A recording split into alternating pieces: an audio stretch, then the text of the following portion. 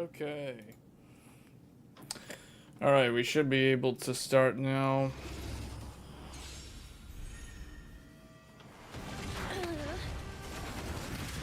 Should be live.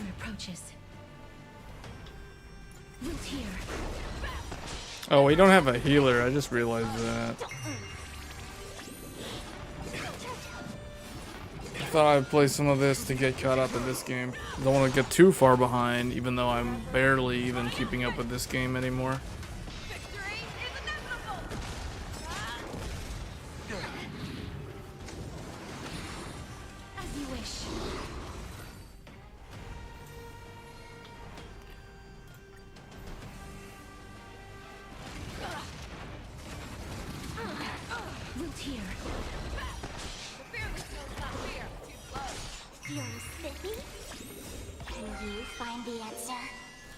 PRK.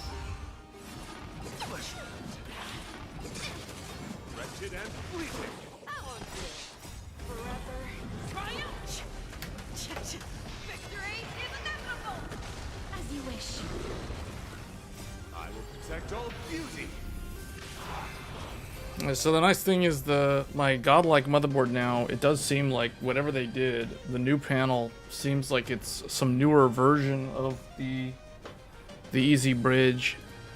It's most likely a newer hardware revision. So it might be the one that's planning to come out with the godlike Max. But I don't know. I'm pretty sure MSI had to do something because there was enough people that had that issue.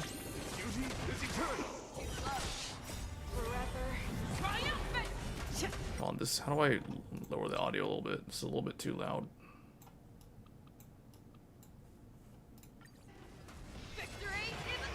There we go.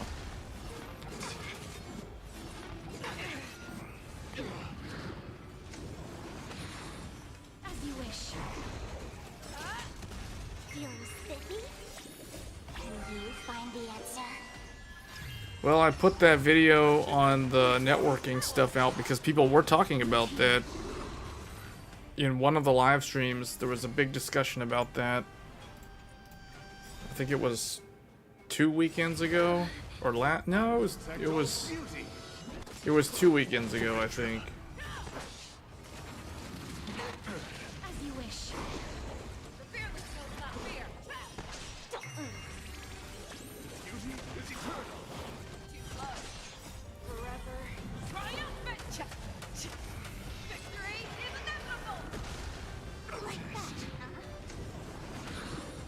This seems like the definition of the AI, because it's like the game is literally just playing itself.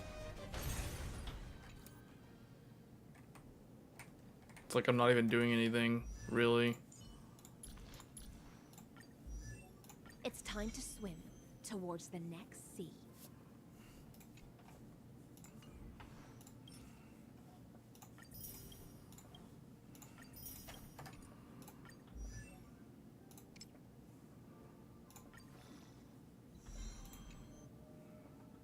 Oh wow.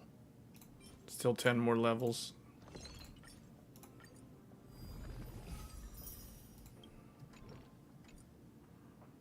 $35 of these are needed? Oh man.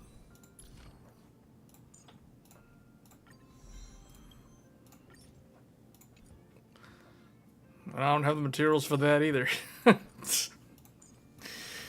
What happens when you don't play these type of games? I haven't played this game probably in like 7 months, 6 months or something. It's been like the whole year I haven't played it pretty much. So, yeah, I don't know.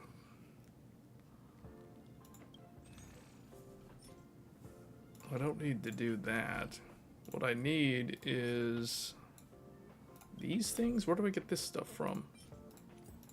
How do I not have any of this? Like 0. Well, actually, before I do that, I should just get the first, like, the main thing that I need. This material. I need like 35 of these. Oh, wait, no, I don't want to do it this way. I need to summon somebody's really broken character to help me. Just get somebody's really strong character in here to make this easy. I do need a healer though. I should have put a healer in.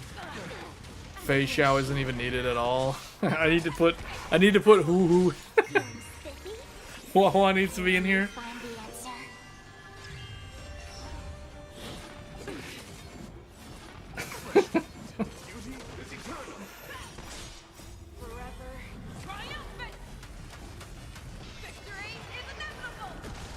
Hoo Hoo Hua Hua.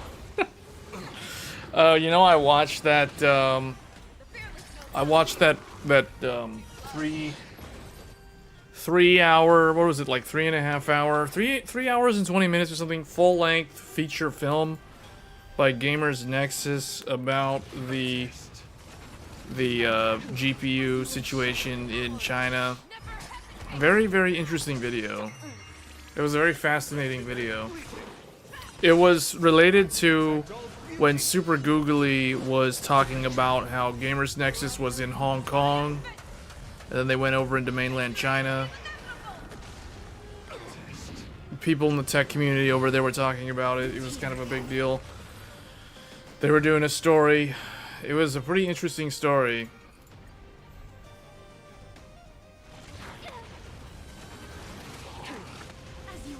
Very interesting because it showed, and I kind of thought about this too, like, you know, when there was export restrictions on certain chips over to China, I thought, well, what about the fact that the chips are manufactured over there? Like, how are you going to actually enforce that?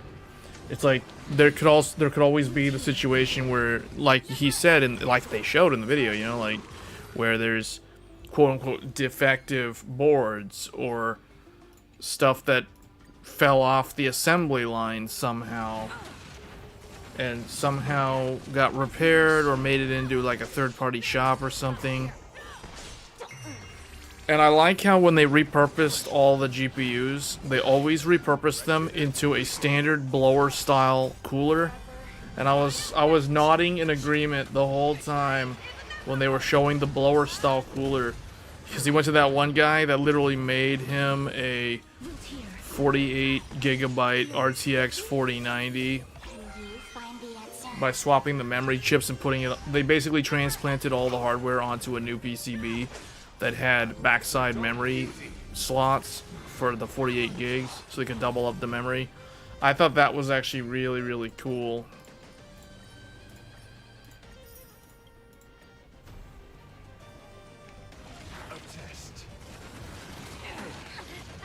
I guess I don't actually need a healer.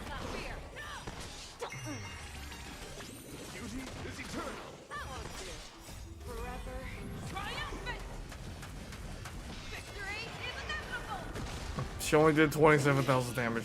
That's how I can tell my characters are gonna have a very hard time going through the current content. Argenti did 91,000 though, that wasn't that bad.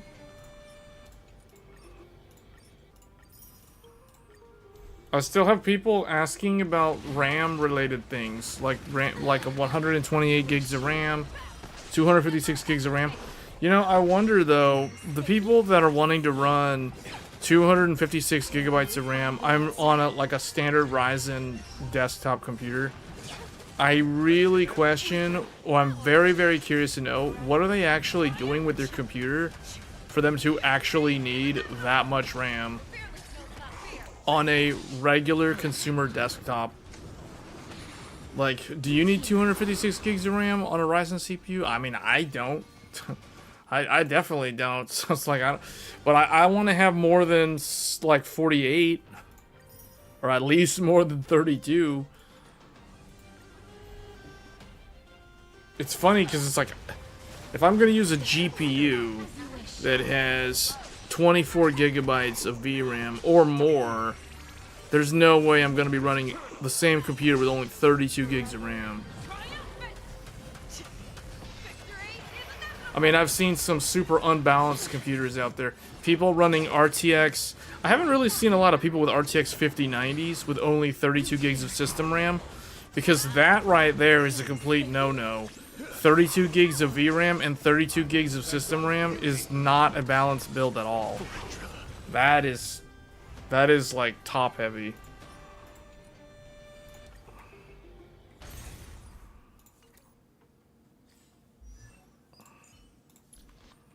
Okay, let's see. Upgrade. Final Ascension. Oh wow, okay. The storm's cacophony is calling. So it takes, for one character, to take one character from level 1 to level 80 all at once, it takes, I actually used up a lot of the light cones, or whatever that material was that I had. Whatever this was, I actually used up a lot of these. Goddess Adrilla.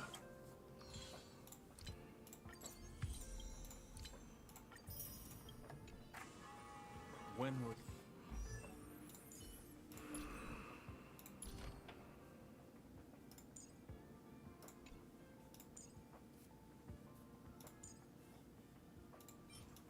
Now I need these.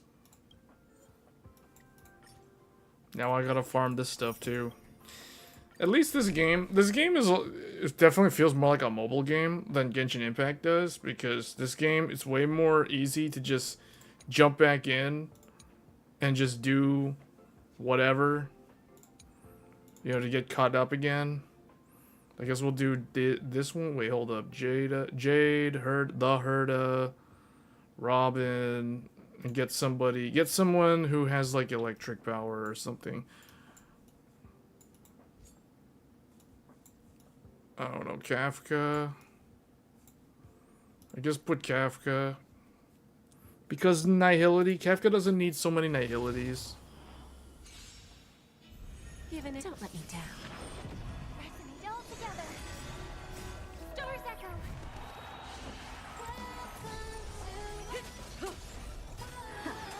Stand still.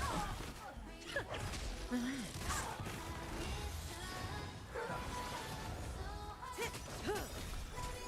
Time to say bye. Boom.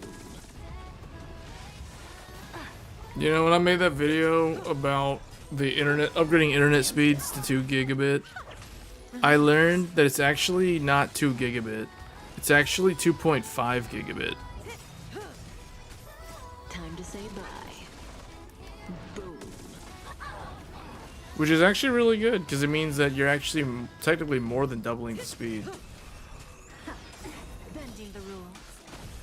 But if you don't have a Switch network that can support the higher speed, there's really no reason to have the higher speed. I still think 1 gigabit fiber internet is still probably the best value for most people, because you can still have like a 2.5 gigabit or better layer 2 LAN home network, even though you don't have more than 1 gig internet speed. Because your home, like, device to device, what I call east-west traffic, is faster, and most of the time that's gonna be the low latency part of the network as well. Because anytime you have to go outside over the WAN to the internet, that's where it's gonna be latency sensitive, and that's your north-south traffic. There's no backing out now, for me or you. Relax.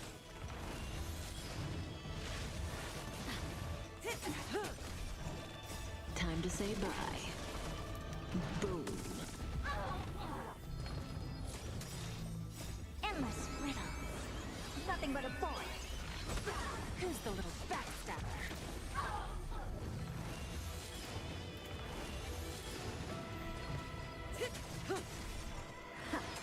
Stand still. Relax. Stars echo. Time to say bye. Boom. Oh, let me see. I want to see something. What's the Open sesame. Watch it crumble. Stand still. how come I don't see? Hold on. Endless riddle. nothing but a bond. Self-inflicted misery. Okay, there's like a 17-second delay. Expand your thinking. Glimpse the unknown.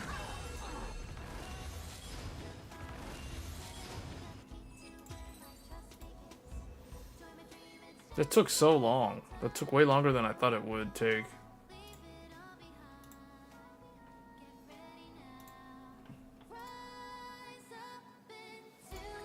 Try a different build. YouTube changed their website for the stream page. I don't like every time they make a change. It takes they change it every couple of years. Every time they make a change, they always have to do additional updates for it to actually match what they had before, and then they have to exceed that over time. But it's like, why do they bother changing it like every couple of years? I just don't understand. It's like, I guess it's people have to justify their jobs or something.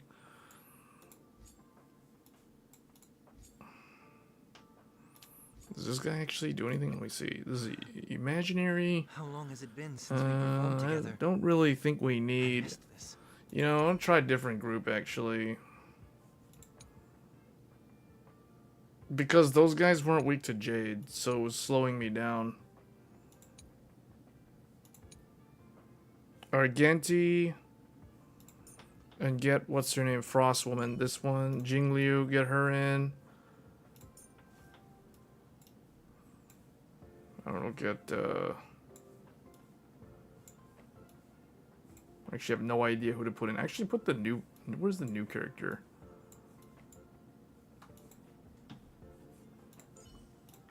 She doesn't have any talent points, though. So we'll need to get some broken character in here. Broken, Electro.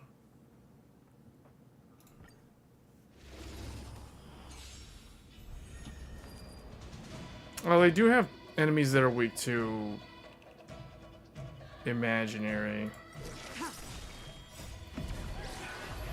They buffed 4 characters recently.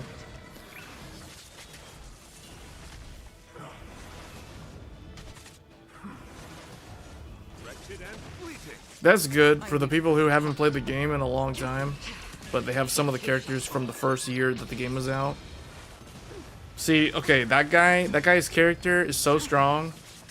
Even though they've got a bunch of enemies that aren't even weak to Electro, it doesn't really matter. when you do 500,000 damage to like 3 enemies, it's like it doesn't really matter what their elemental weakness is. I will protect all beauty. I finally got past Libra yesterday.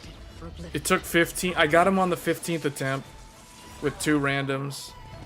And you know what? You know what made the difference? Frenzied Flame. You gotta go Frenzied Flame. If you want to win that fight, you gotta bring Frenzied Flame. Forget about holy damage. Forget about fire damage. You know how I won? I won because I got the event where I had the Eye of Sauron. Literally at the beginning of you flying in. We're flying in on the birds. And you literally see the Frenzied Flame eyeball on the ground looking up at you. And I'm like, wait, we're flying in and this thing's already staring at us? And I thought, okay, we're going to win now because we got Frenzied Flame. And sure enough, Frenzied Flame, Vike's War Sphere, and the Frenzied Flame seal. All 3 of us chose Vike's War Sphere. Vike's War Sphere is the secret weapon, man. We got, it was also on the city. It was on the city map. So on day 2, we all went into the city.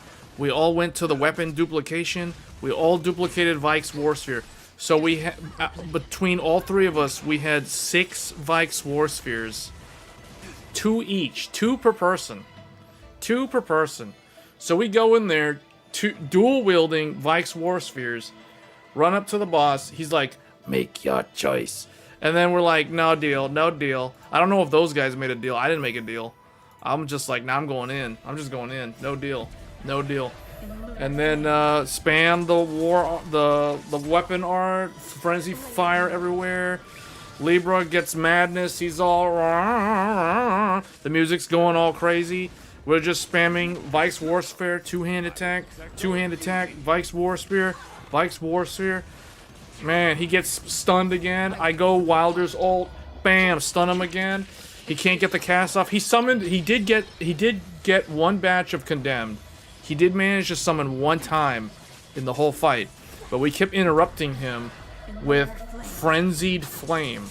That is the only way. That is the most consistent way to clear it, especially when playing with randoms. Otherwise, it is near impossible. Definitely the hardest fight in the game. Probably the most like luck heavy fight. Like if you get really good RNG on the Frenzy Flame event, if you get Noclatella with the Frenzy Flame event, which is what I had, it's basically game over for Libra. Unless your team has no idea what they're doing, but by that time you should have enough practice dodging his ground AoEs and his projectile spam that it shouldn't be that big of a deal. But still the most thrilling fight, most thrilling boss fight in the entire history of Elden Ring Night Rain. That game is totally gonna be at Game of the Year. It's gonna be in Game of the Year category. I know it for sure. Oh man, 100% it's gonna be there. It's so good.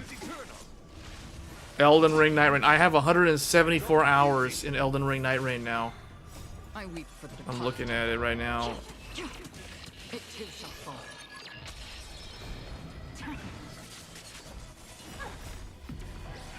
In lunar flame.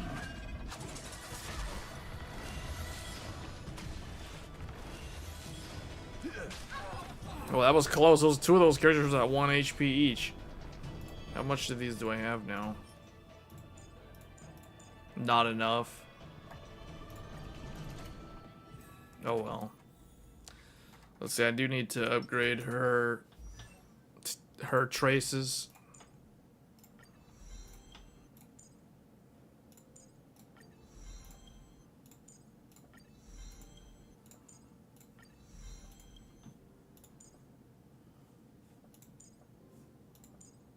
Wait, I don't even have this thing. Where do you get this?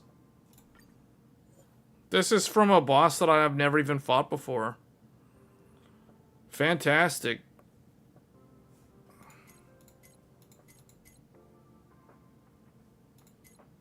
You can even fight it at level 82? The question is, should I even bother fighting it at level 82?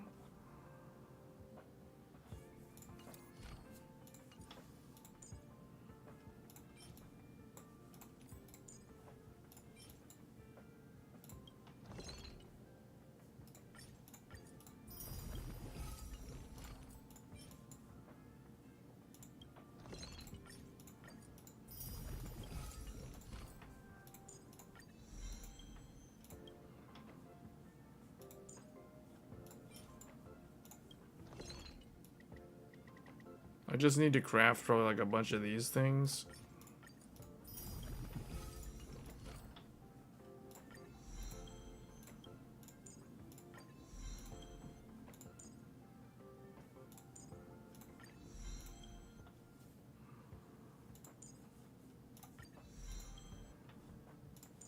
I'll only be able to do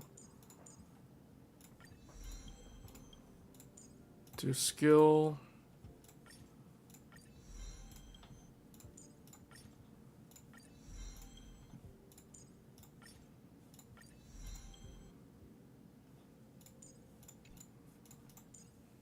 Okay, this 1, 2, 3.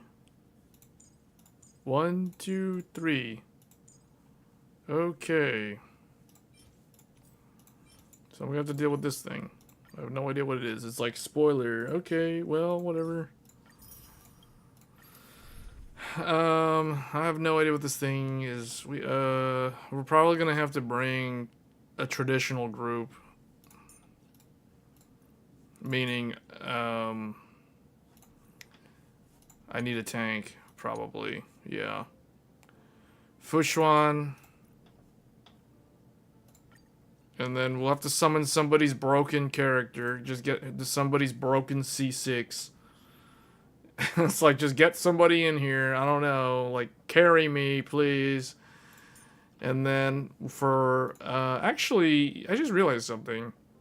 Maybe Fushuan can handle this, and we'll just bring the Herda and Jade, and just have them do their little ping pong attack thing. Although I don't know how we're gonna do this without a dedicated healer. I don't know. Whatever. Let's see what happens. Yeah, this is. I probably need a dedicated healer. I always deliver. Open sesame. Endless riddles. Nothing but a forest. This is some massive spoiler. I've never seen this enemy before. I don't even know what this thing is. For me, It's like a giant pterodactyl. Sublime, radiant avatar of the sky. Yeah, we're not gonna win. We're not gonna win. Alright, hold on. I gotta fix it. It says team is underpowered. Maybe I should just go in. Well, how underpowered is it though? I feel like I just need a dedicated healer.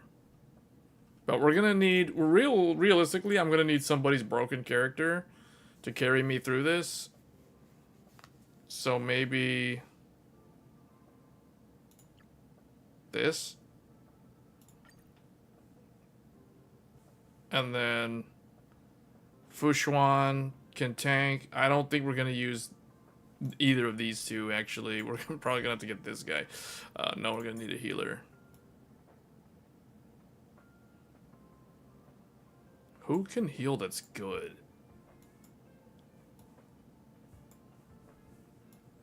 Probably Lingsha. She's not weak to this though. You must have foreseen that we could get through this unscathed. So I don't need Jade. I need someone who is either Quantum or Ice or something. Quantum. No, actually, I want someone who can heal that the boss is weak to their element.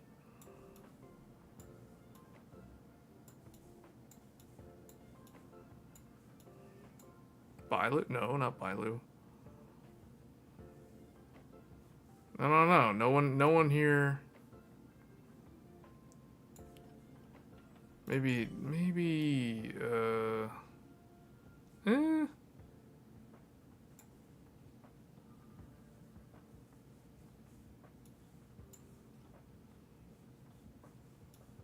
The Trailblazer is also, oh, it's imaginary.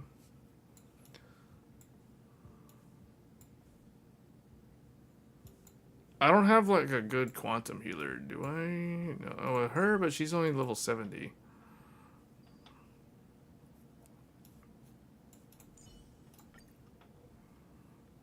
Okay, so we got this character. Fushuan, I guess, is good. I guess this is what. No, I want to bring an ice character. Bring what's her name, Jingliu. Yeah. Let's try this group.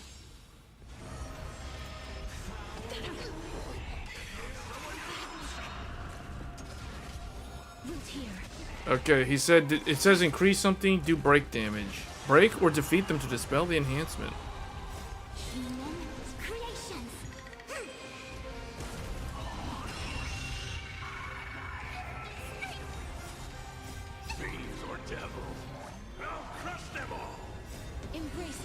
Alright, maybe the dragon, maybe Shenron or whatever this dragon can do it. Yeah, okay. They're gonna have to save a heal skill point for Hoo Hoo.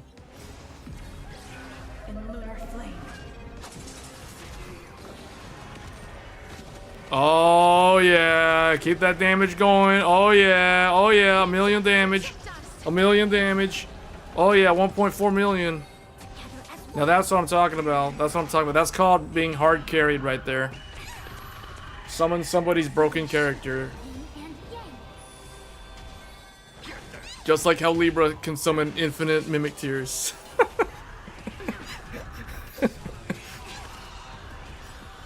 Embrace a new life. Return to dust. Oh yeah, here we go. Phase 1. Oh. Big damage, big damage. Oh yeah, 1.5 million. Oh, man. Alright, phase 2. Phase 2. Anything can happen. Anything can happen. Come on, Fushuan, don't die. Oh, Fushuan died. Oh, no. Revive. Okay, here we go. Here we go. Heal yourself. Whoa, dragon power. This is like Cyberpunk meets Dragon Ball Z right here. For real.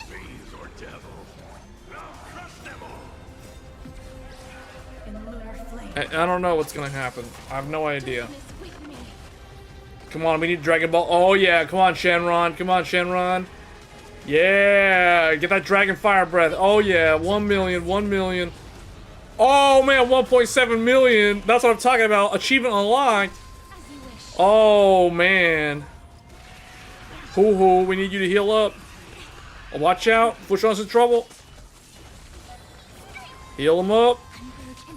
Oh yeah, come on, here we go. Come on. Shenron.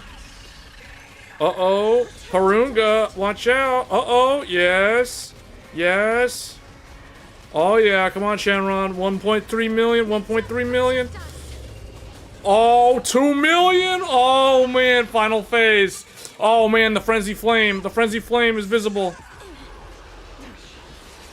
Oh, ice him up. Ice him up. Oh, oh, Fushuan died. Uh-oh. Uh-oh. This is not good. We lost our tank. We lost our tank. Come on, hoo hoo. Get that Shenron. Come on. Get that wolf. What? What was that? Wait, what? Who was that? Who was that? What happened to the music?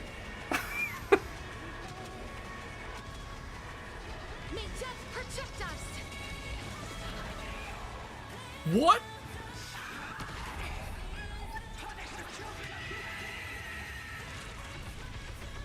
What? Fushuan?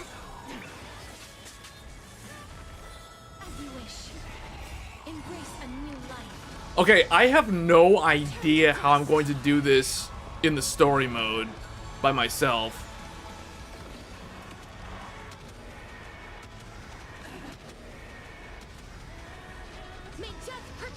This broken character is doing 2 million damage and the thing is still alive?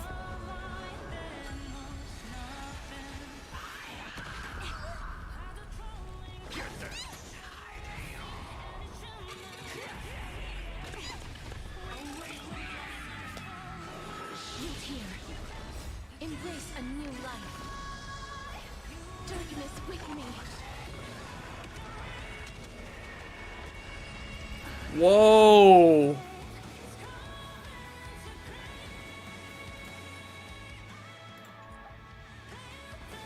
I'm gonna have to do it again. I mean, we're gonna have to get more of those, probably. Yeah. Wow. Okay. Like I said, I have no idea how I'm gonna do that without somebody's broken character to carry me through. I have no idea.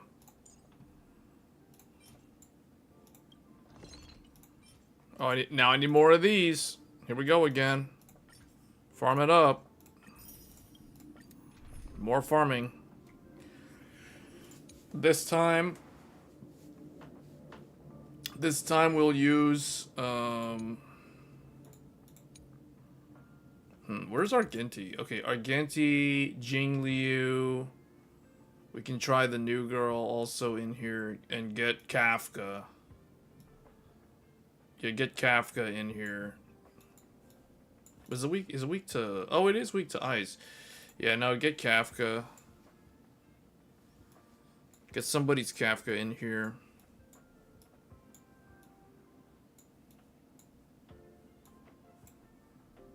Yeah, just... Or get Zila, but I guess get Kafka. Where's that Kafka I saw? Did get this one? I mean, how good is this Kafka? 2,700 attack. I don't even know if that's good. The board is maxed out. That's better than me.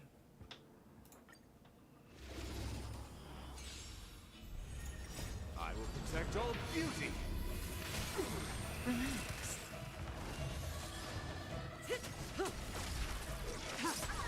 Stand still. Relax. In the abyss's revels, your cries. She plays a violin and it summons sea creatures. Boom. How artistic. Yeah, Kafka's doing everything. She's just doing all the work. I like how Jing Liu and Argenti in particular, he's just sitting there pretty much doing nothing. It reminds me of Jason Birder when Raccoon... I always found it fascinating in Dragon Ball Z, how, on the Namek saga, or I guess the Ginyu saga, how Raccoon... Basically, Guldo fought Gohan and Krillin and would have actually beaten them if Vegeta didn't interfere. So Vegeta interfered, so Guldo ended up losing. And then it was Raccoon's turn to fight, based off of the rock, paper, scissors results.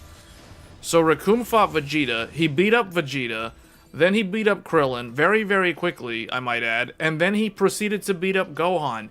One guy, one dude on the Ginyu Force literally beat up all three of them. One, just consecutively, one after the other. They all just fell, you know, by the wayside. I always found that interesting how Raccoon managed to beat up all three of the Z fighters, and then Jason Birder just stood around, just stood there, you know, with their arms crossed, saying stuff like, wow, cool. You're just kind of sitting in the back, just hanging around, you know, doing nothing. Argenti and Jing Liu are basically like Jason Birder. They're just sitting there in the back. He'll occasionally, see, look, he'll occasionally do something.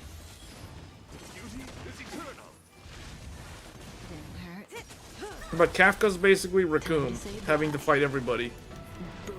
Because her speed stat's so much higher, so she gets way more turns. I assume that's how it works. Stand still. Oh, her follow-up attacks also activate. See, look at that. She just took out 2 of those.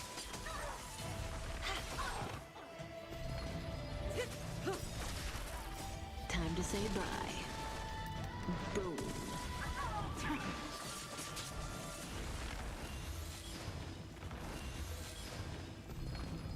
I will protect all beauty.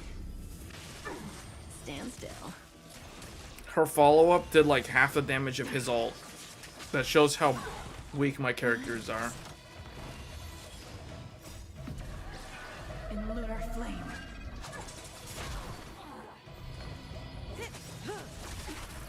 Time to say bye. Boom.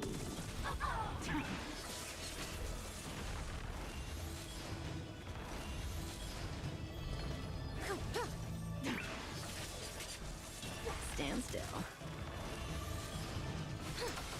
Relax. Time to say bye. Boom. Okay, I think we need more of these, actually. Yeah, I'm gonna need, like, way more. Stand still. In lunar flame. Blade of moonlight. Relax.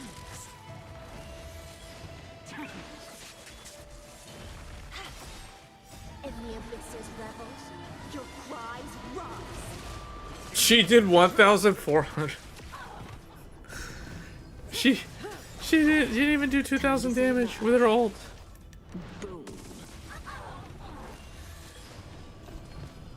87,000 with all the dots. Time to say bye. All the instantaneous dots. 73,000, look at that. Protect all I got one character doing all the damage. Relax. Man, I gotta make my characters strong too. Boom. Because I remember I had to do the Sunday fight. I had to do the Sunday fight to get to this point in the story, and that fight took my character. It probably took me like 40 minutes. That was like a 40-minute boss fight.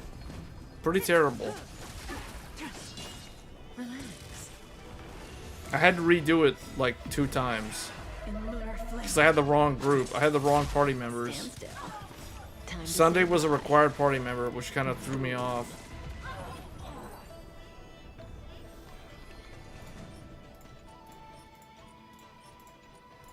Yeah, we gotta do more.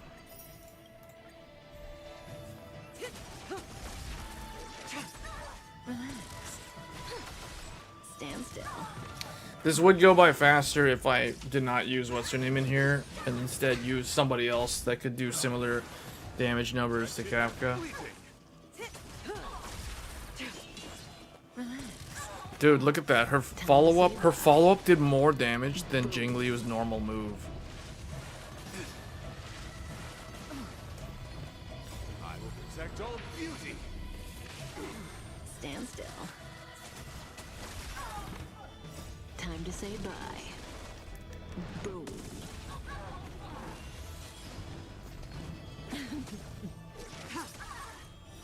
Blade of moonlight. Relax. Stand still. Jingliu's like, hold up, I need to pull out the sword. I need to power up first. Kafka basically like shoots the enemy dead before she even gets a chance to do anything. Boom. Flesh wound. I will protect all beauty. Relax.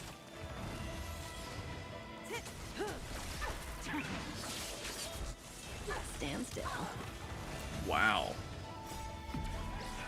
In lunar flame. Time to say bye. Boom.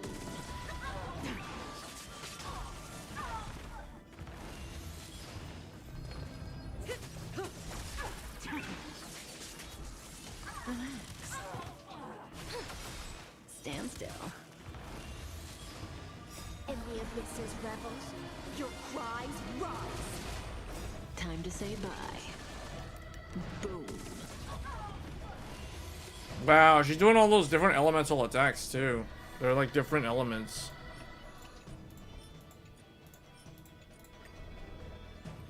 This is still not enough. This is nowhere near enough.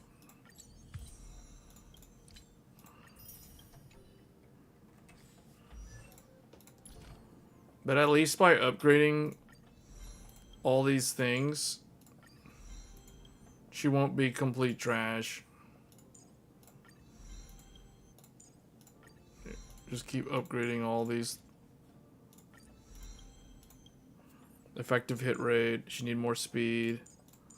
These things need to be 7. I knew I would need way more of these. I would need like, I don't know, like whatever, 32 again or something. That needs more. This one.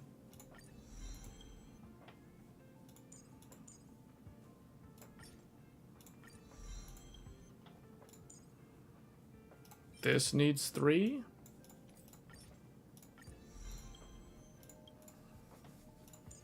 Wow.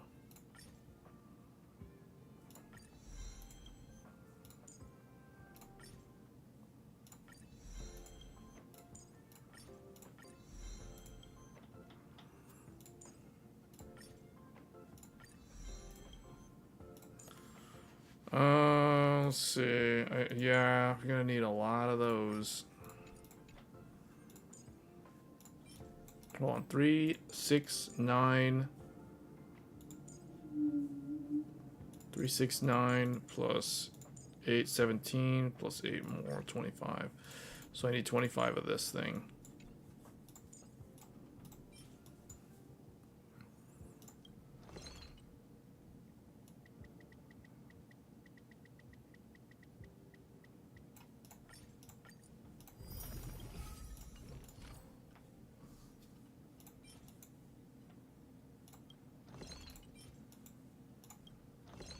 Wow, completely out of this. Still more. Need a lot more.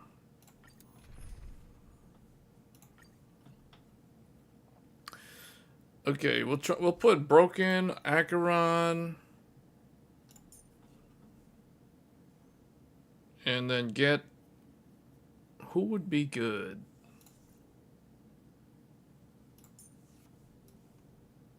Jade? Or no, Black Your Swan? call. What kind of dance? Jing Liu and Argenti again. Let's see what this does. Let's see what happens now. In lunar flame. Actually, hold on. There's enemies that are weak to Quantum in here. Beneath the waters. Okay, Jing Liu's doing better, but Black Swan probably doesn't need to be here. It too shall fall.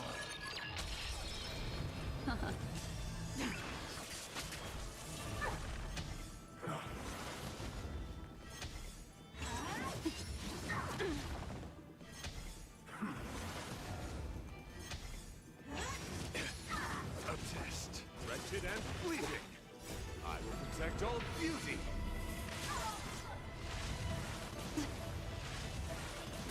Destined for oblivion. I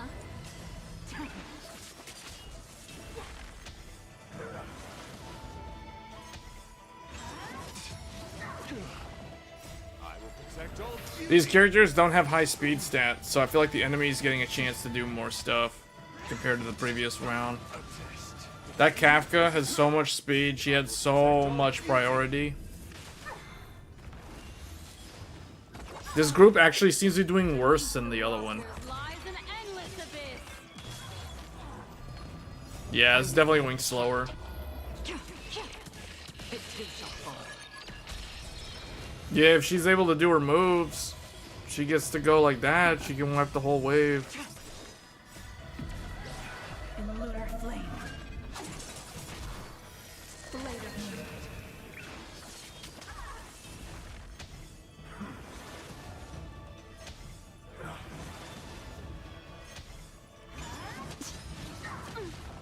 Wretched and fleeting.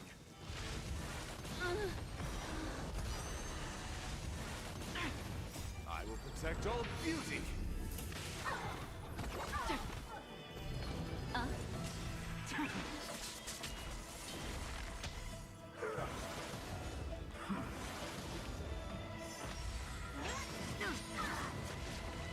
Beauty is eternal. I will protect all beauty. Still waters of oblivion. That was really bad. We're changing groups.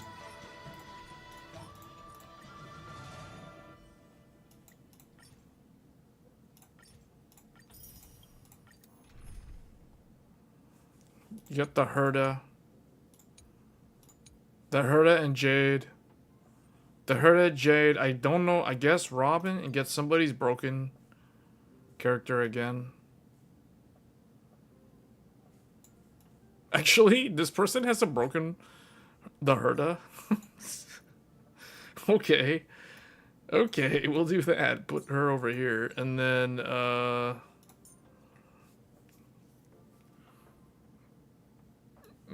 the last character. Oh, actually, there are enemies that are weak to imaginary.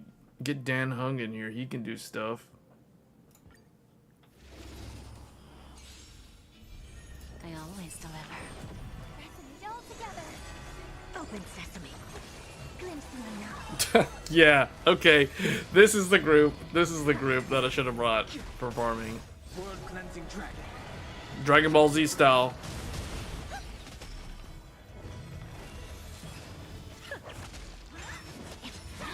Almost. Expand your thinking. Time for a lesson. There's no backing out now. For me or you.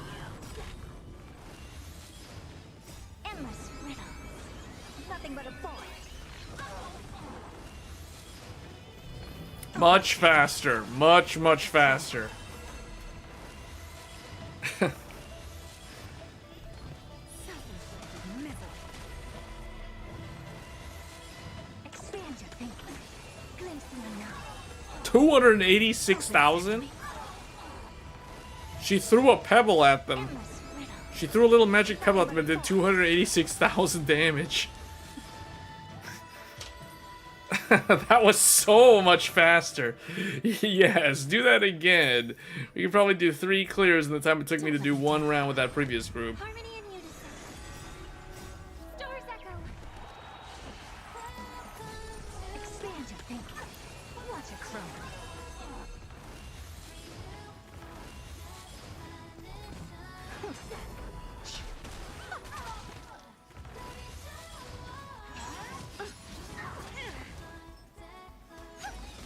Open sesame. Bending the rules. Expand your thinking. Endless riddles. Nothing but a void. Open sesame. Glimpse the unknown. 303,000 damage. Expand your thinking. Watch it. Look at that. She throws the pebble at them, 390k damage. Open sesame. Endless riddles. Nothing but a void.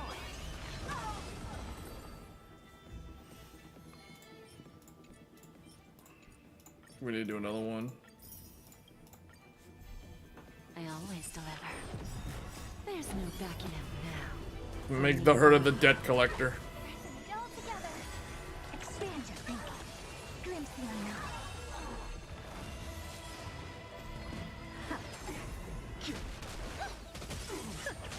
Self-inflicted misery.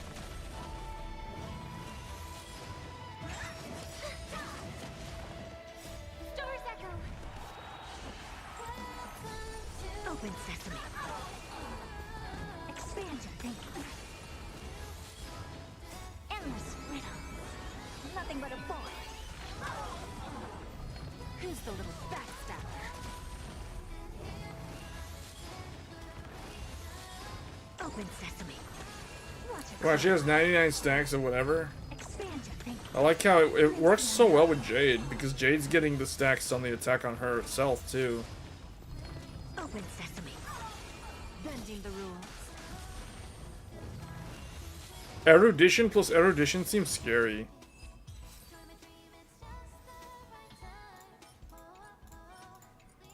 I think we need to do one more. Don't let me down. I'll see how many more I need after this. I think this is the last one. Expand your thinking. Watch it chroma.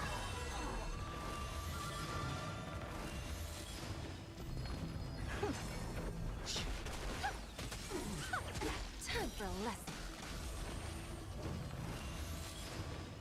There's no backing out now. For me or you. Open sesame. This game does have a lot of quality of life things that I really wish Genshin Impact would implement. Endless riddles. Nothing but a void. I feel like this game is also easier to get caught up in. Like, if you're behind, you can catch up a lot more quickly in this game. Expand your thinking. Glimpse the unknown. Because that's the advantage of being a newer game.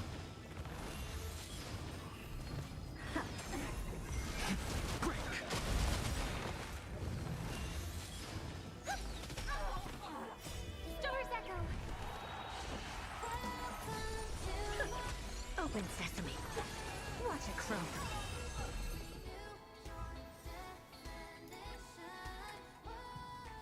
Okay.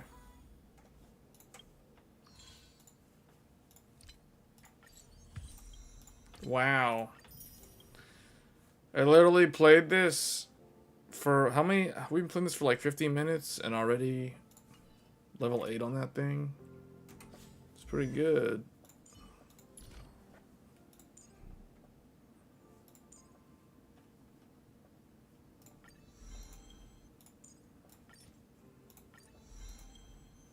Get that to 7, get this to 7.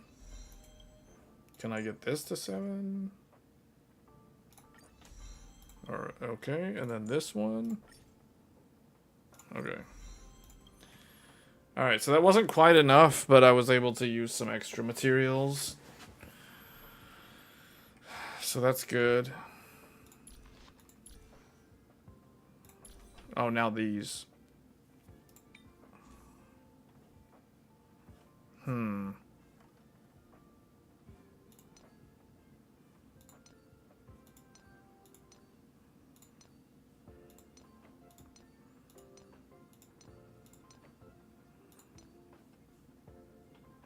the wearer's speed is equal to 135, more damage.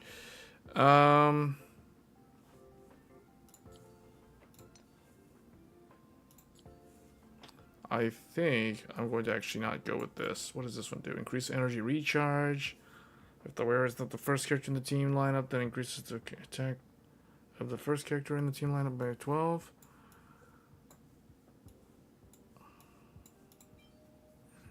I'm looking for one that's like effective hit rate.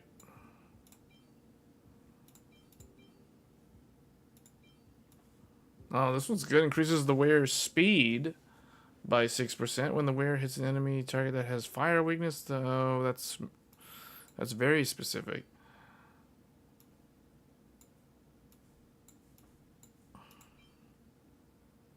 Crit rate by 4 when the enemy target gets defeated. The wearer's crit damage increases by 4.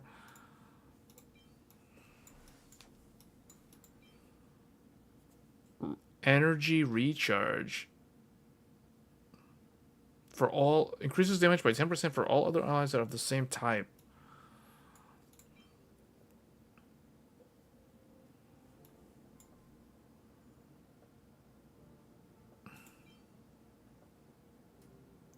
Crit rate by 8 when the wearer's crit rate reaches 70. That's not easy to do. Energy recharge. When the speed reaches 120 or higher, the wearer's action is advanced forward by 40% immediately upon entering battle. Isn't that like a one-time thing? Break effect by 16. The wearer's speed reaches this or higher. By 8. The wearer's crit reaches 50. The damage dealt by the wearer's ultimate and fall. That is good, but that's not really good for Nihility. Defense. Oh, here we go. Increases the wearer's effective hit rate by 10%. Meanwhile, the wearer's attack increases by 10 or increases by an amount that is equal to 25% of the current effective hit rate up to maximum. Yeah, I like this one.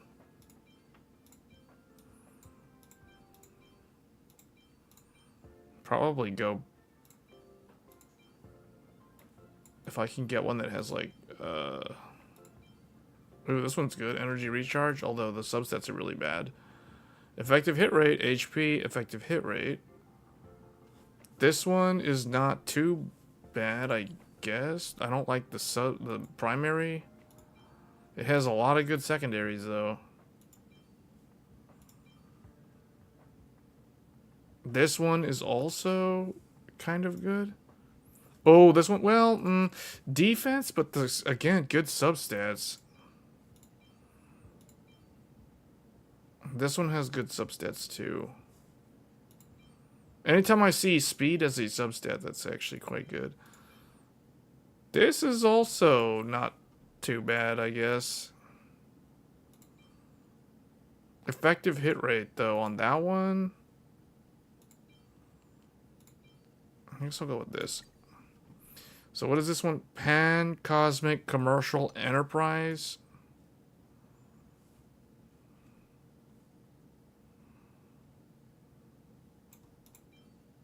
So it's this style. So physical damage and effective hit rate, that would work. But so would...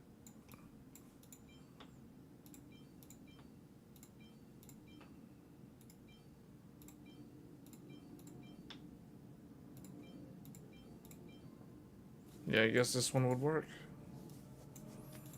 Physical damage boost, effective hit rate, effective resist. Yeah, I guess this one. Alright.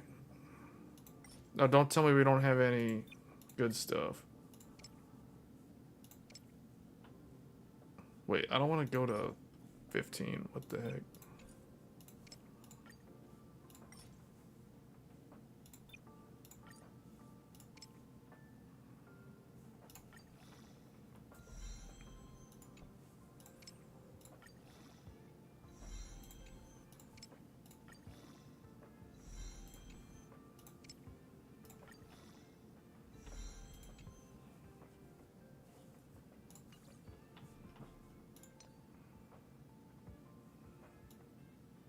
Unfortunately, I think this is the best one I've got.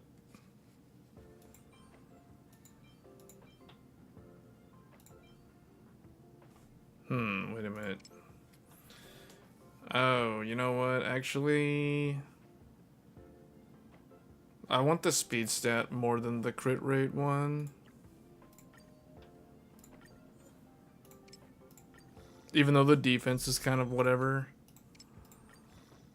If that was like an energy recharge, that'd be super good.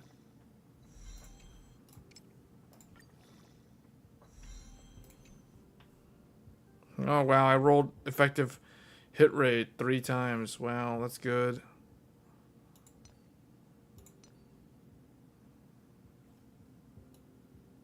So wait, increases attack by 12. For every dot the enemy target is afflicted with, the wearer will ignore 6%.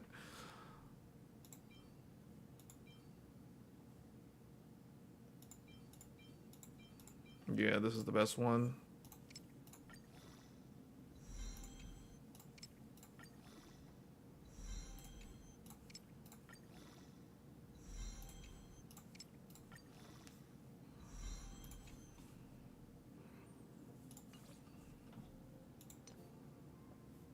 That's not good.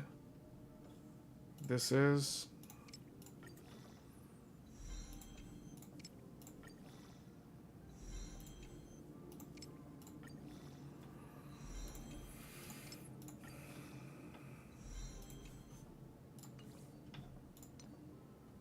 And then this one has speed. Terrible substats, so defense, defense, attack.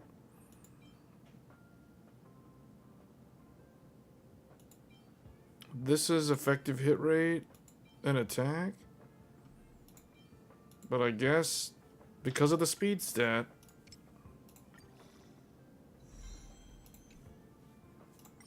I don't know.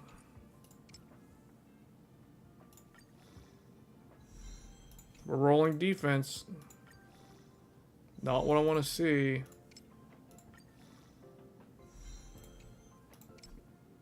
No available items.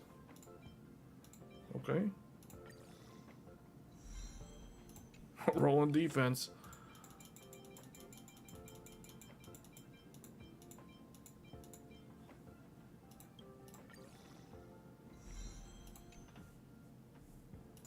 Wow, that was awful. That piece was terrible. I don't even want to level this up. We're gonna have to try to grind a few of these. I don't like to grind relics or artifacts, but I guess we kind of have to.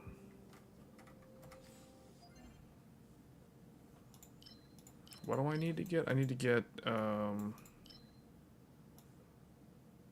completely forgot what it was.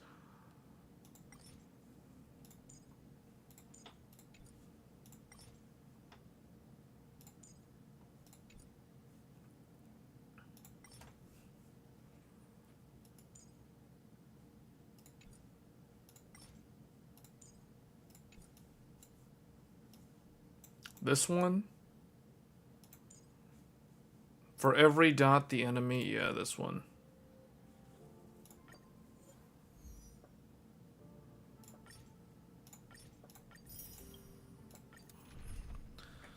Okay.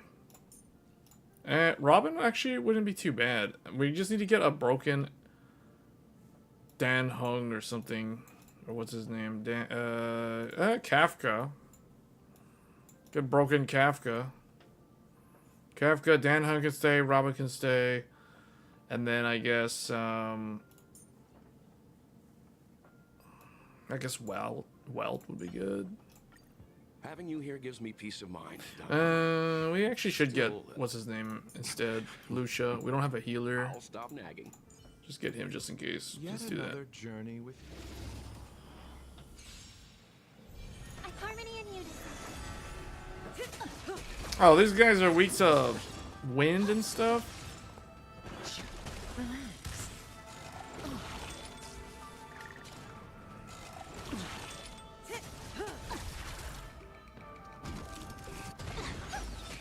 Stand still. to say bye. Boom.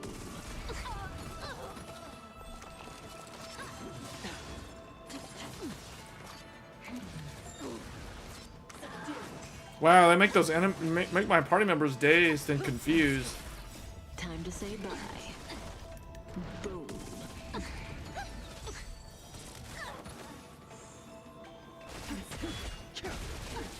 Receive divinity. Stand still. World cleansing dragon.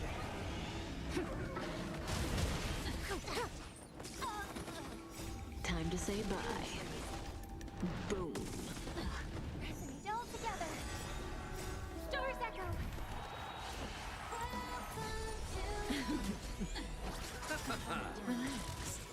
The dead return.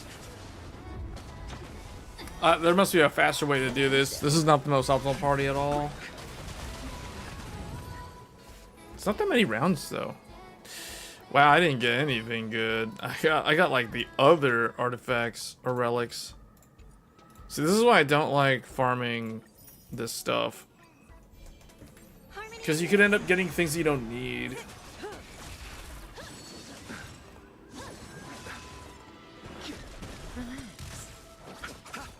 Stand still.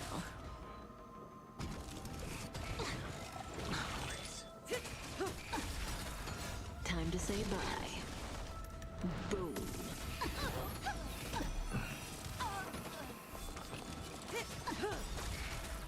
Time to say bye. Boom.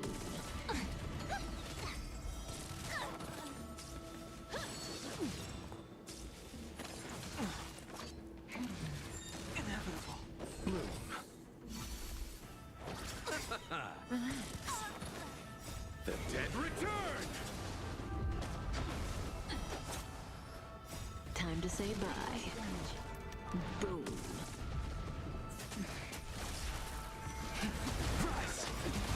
Stand still. World cleansing dragon. Let's see how much this does. He only did 8,000 damage. Her follow-up did 18k to his ult.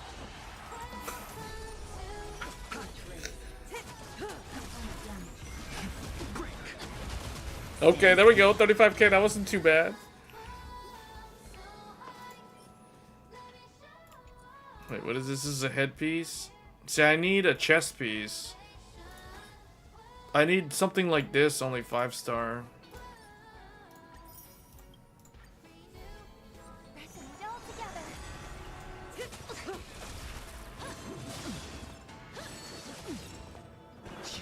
Relax. Stand still. It's okay. It's okay. Time to say bye. Boom.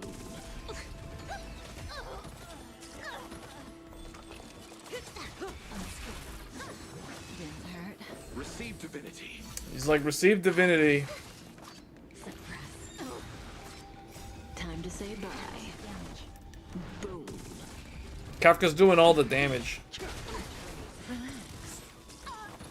I like how her little follow-up attack with the gun does more damage than most of the other characters' ultimates. Stars echo. Because that's like a free turn right there on her follow-up attack. Time to say bye. Boom. Stand still. Wow. Okay. Man, see, this is why... Oh, I don't like doing the farming in this game.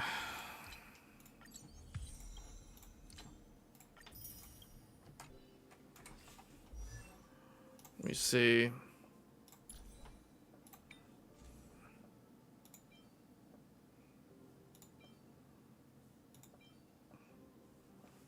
I mean, I could look at the 4-star and see what I got for those.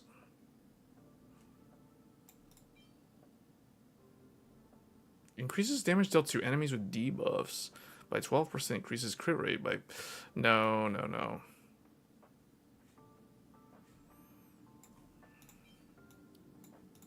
Yeah, see, neither one of them are even good. That's the problem. Let me see, smart equip. What is it recommending? It's recommending stuff that I don't have.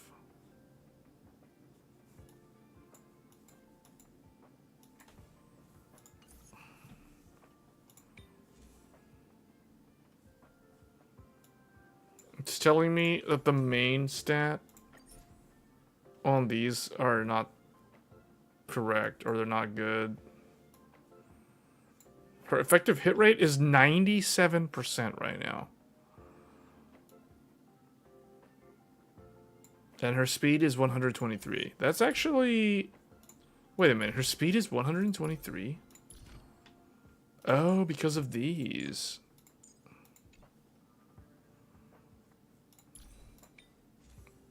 Speed. This one has speed, this one has speed. And so does this. So 2, 4, 6. 6 from there. 6 speed from there, and then another 2. That's 5 plus 3. So 8 and 6. So 14 speed. Oh no, actually, hold on a second. Plus 6 more. 20 speed.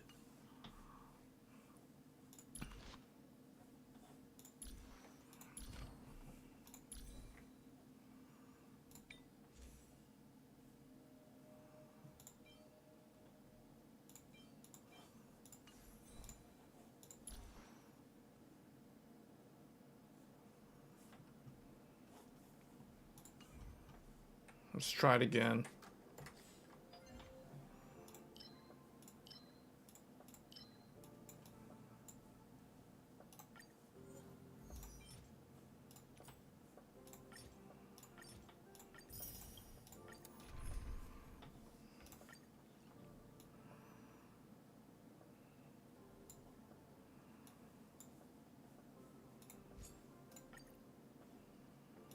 Don't put Robin. Get somebody good. Let's get somebody who does attacking. Although Robin helps make Kafka. Actually, try her. I want to see what she can do. Kafka can pretty much carry the entire group anyway.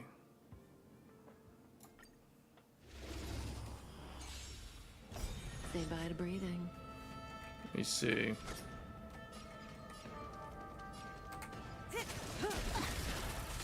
And look at that. Dan Hung, here we go. Dan Hung. World cleansing dragon. Shenron. Stand still. The strength. Oh yeah, he can always just... He can just do this. Relax. Yeah, okay. She has AoE, violin power.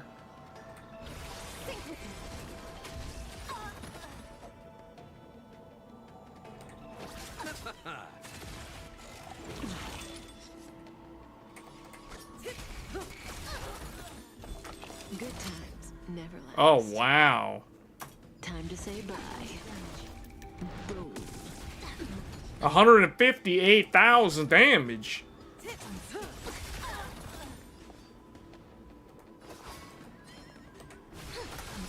Stand still. Time to say bye. Boom. Unscathed. I'll see you off. He's like, I'll see you off. Dan Hung hadn't even done anything, man. He's like, hey, what about my Shenron? Shenron power. Oh. Oh. Oh. That's what I'm talking about. Anyway, I still didn't get it, man. Why I'm getting a bunch of these things, which is actually good for follow-up. Yeah, this is actually not that set. I may not be getting the set that I want, but I could actually use that for follow-up characters, like erudition characters. Say bye to breathing.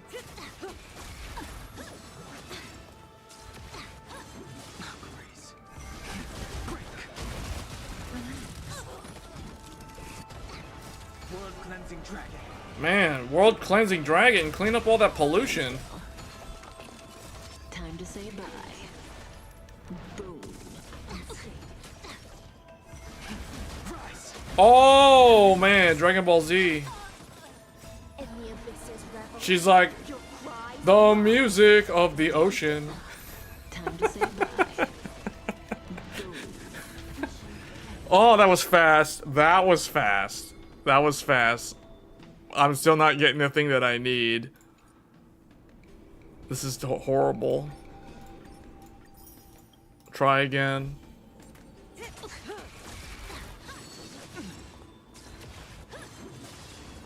Oh, he got a concussion. Concussion. Dan Hung, concussion. Stand still. Time to say bye. Boom.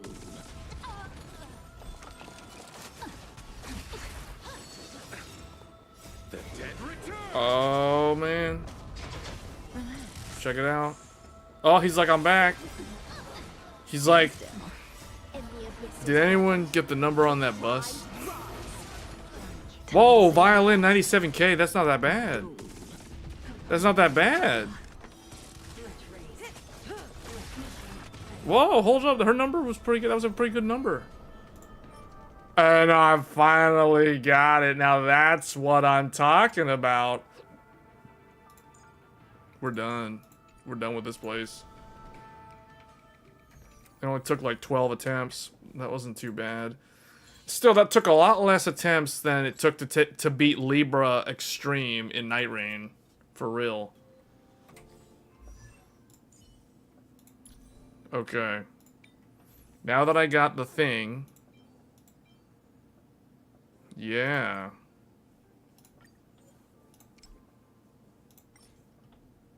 We gotta do 4-star below?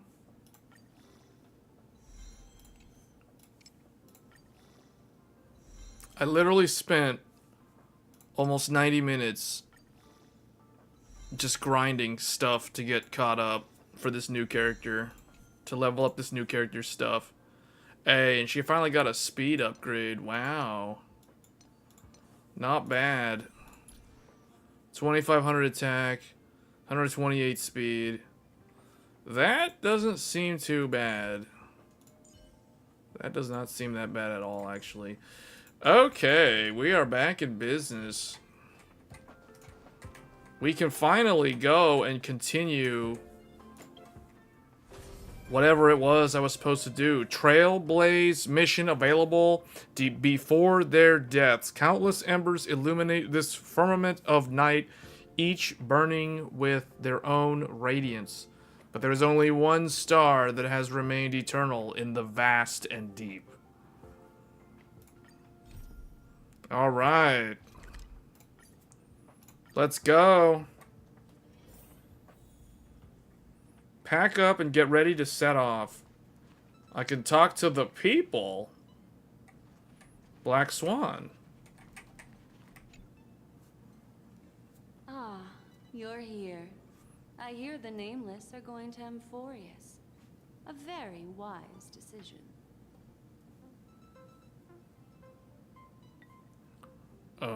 Who did you hear that from? I am a memo keeper after all. Memories don't lie.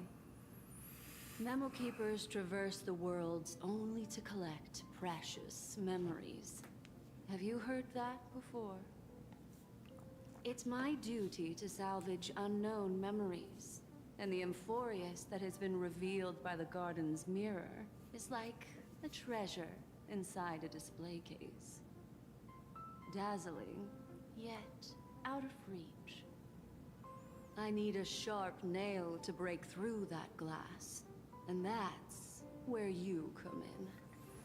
Only through trailblazing can we reach the heart of Amphorius, cut through the thick mist, and bring the world's memories back to light.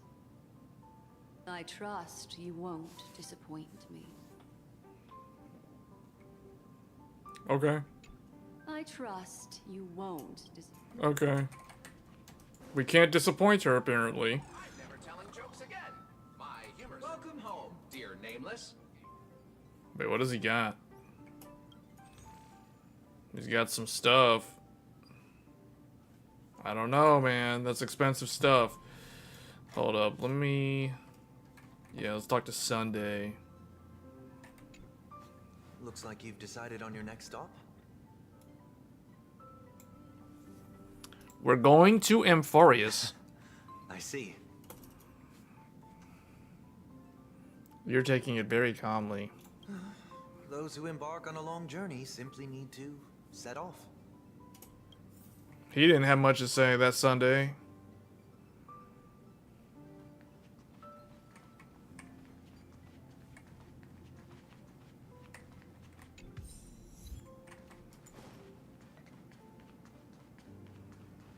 Let's go talk to the others.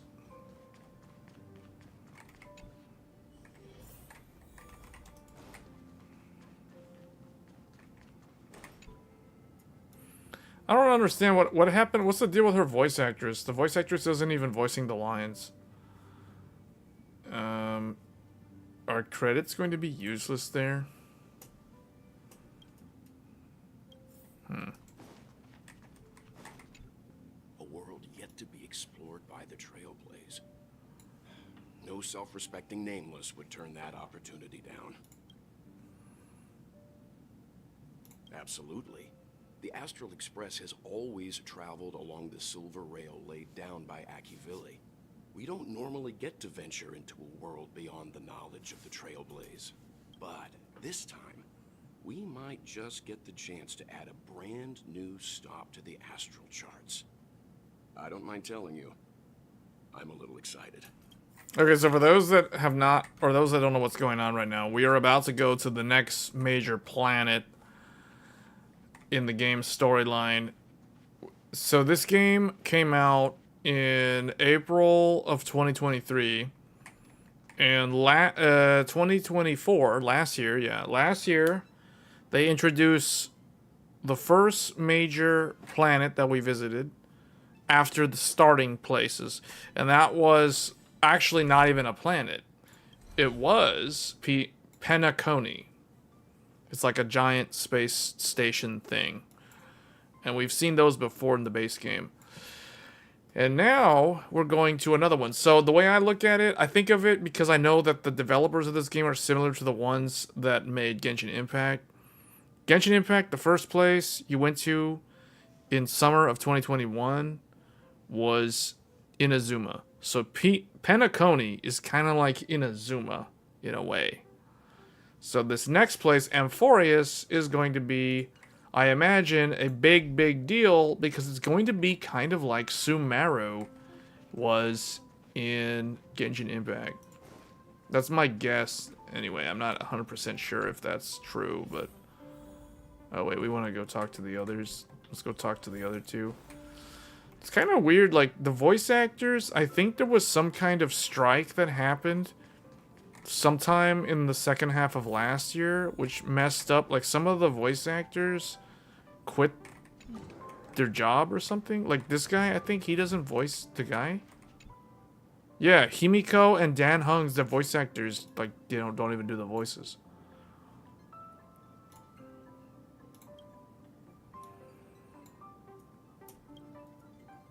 He's gonna disembark this time. He's finally gonna do something. It makes me think of those educational games for children back in the day, like reading blasters and math blasters. How the or like Apollo 13, the one guy that stayed in the ship while the other two went down to the moon. They really went off. They really did a lot of research on like sci-fi stuff. Oh, hey, great timing. I just turned on my camera and was looking through some old photos. Can I ask you something? What's your favorite part of a journey? From start to finish. Okay, so... Oh, I thought they were gonna ask... I thought she was gonna ask, like, the different places. I actually like the end of the journey. Me too! This time in Amphorius, let's make sure we get a group photo that everyone loves. Anyway, enough chit-chat. I better pack some extra batteries in case we end up somewhere without power. Yeah, we always need to have power.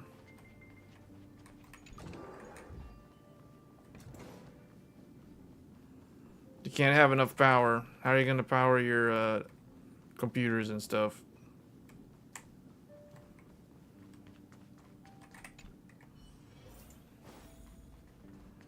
Okay, it's time to go.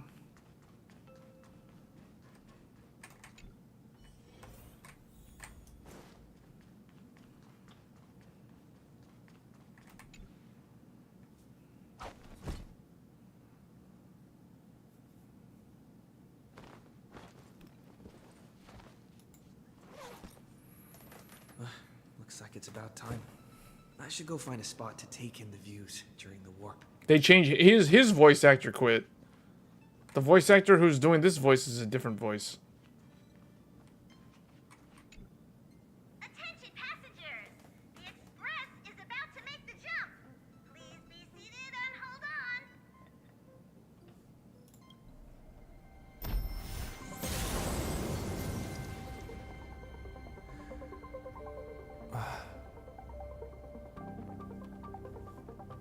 There's nothing there.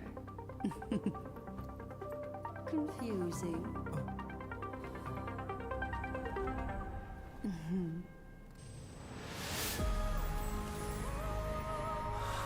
The answer lies hidden in the starry sky. Here it is, the isolated world that can only be seen through the garden's mirror. The eternal land, Amphorius. What? How did it suddenly appear? I used little magic, so all of you can also see what it looks like. As you can see, Amphorius is surrounded by a mass of chaotic matter that conceals it from the outside world. Nearly. Conventional interstellar travel can't detect its presence, let alone pass by or land on the planet. Yet the Garden caught a glimpse of this place, and along with it, discovered ever-shifting traces.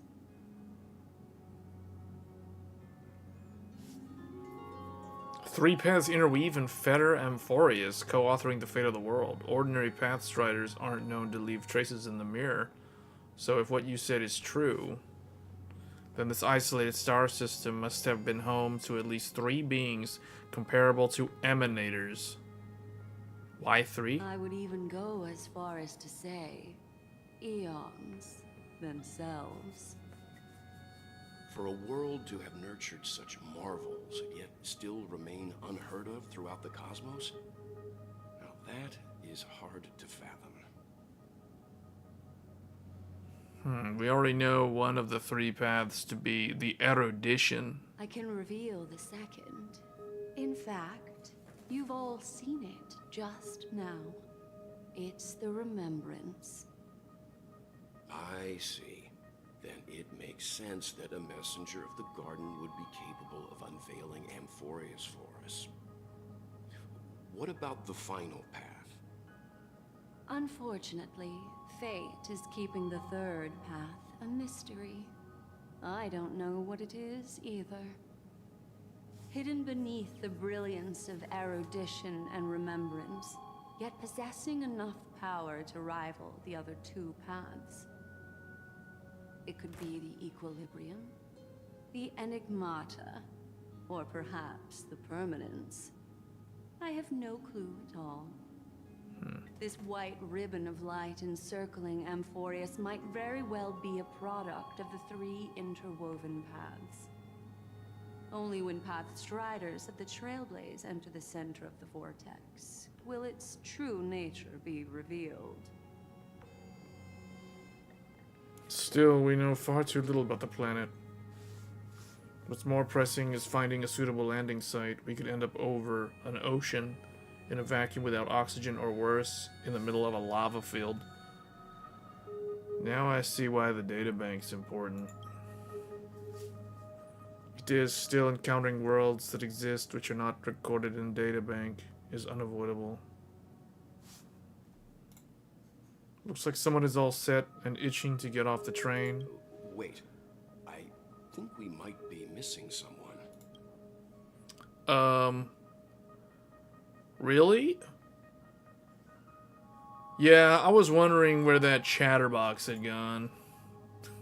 She said something about her camera before going back to her room. I haven't seen her since the warp. That's not like March. She's usually the most excited about expeditions. Let's drop by her room. Is March 7th okay? Something feels off. Please, all of you go ahead without me. I'll join you later. Let me know if there's anything I can assist with. I'll do whatever I can.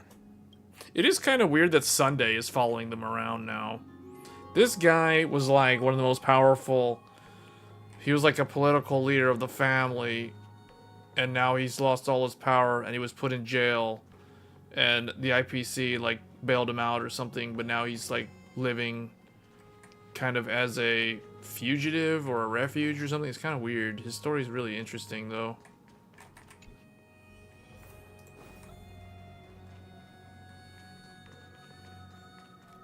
The one thing about this game, though, this game has so much, like, heavy vocabulary in terms of the lore. And there's so many factions, and there's so much... Anyone who likes, like, really deep sci-fi stories would actually probably enjoy this game.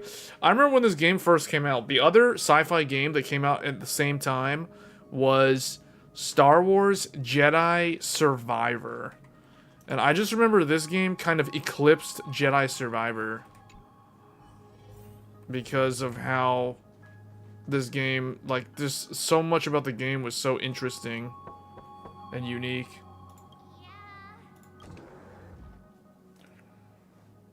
Sorry, guys. I don't know what's wrong. I just feel really weak after the warp.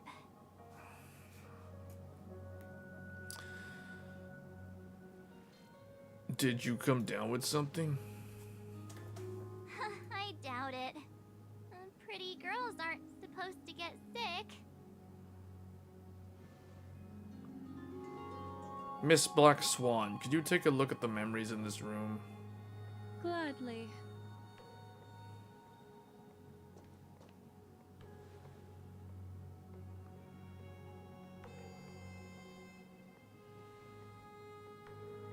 I'm seeing March 7th hit by a sudden bout of weakness in her memories, as if something was weighing on her. The onset of it far too quick to be any kind of sickness. Perhaps it's the effect of some external stimulus? Oh, why is everyone here? I should have cleaned my room. I invited Sunday to help with the diagnosis. He grew up in a star system rich in memoria. When it comes to mental healing, he's quite the specialist.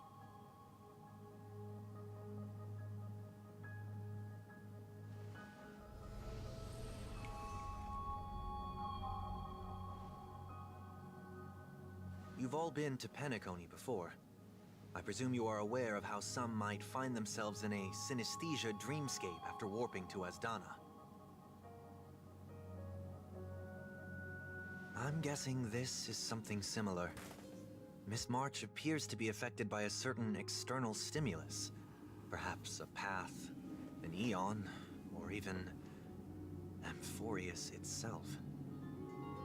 I agree. That's likely the case. Why is she the only one affected? There's no way to tell at this point. It could just be a matter of time before everyone feels unwell. Before we identify the cause, my suggestion is for Miss March to avoid venturing anywhere near Amphorius.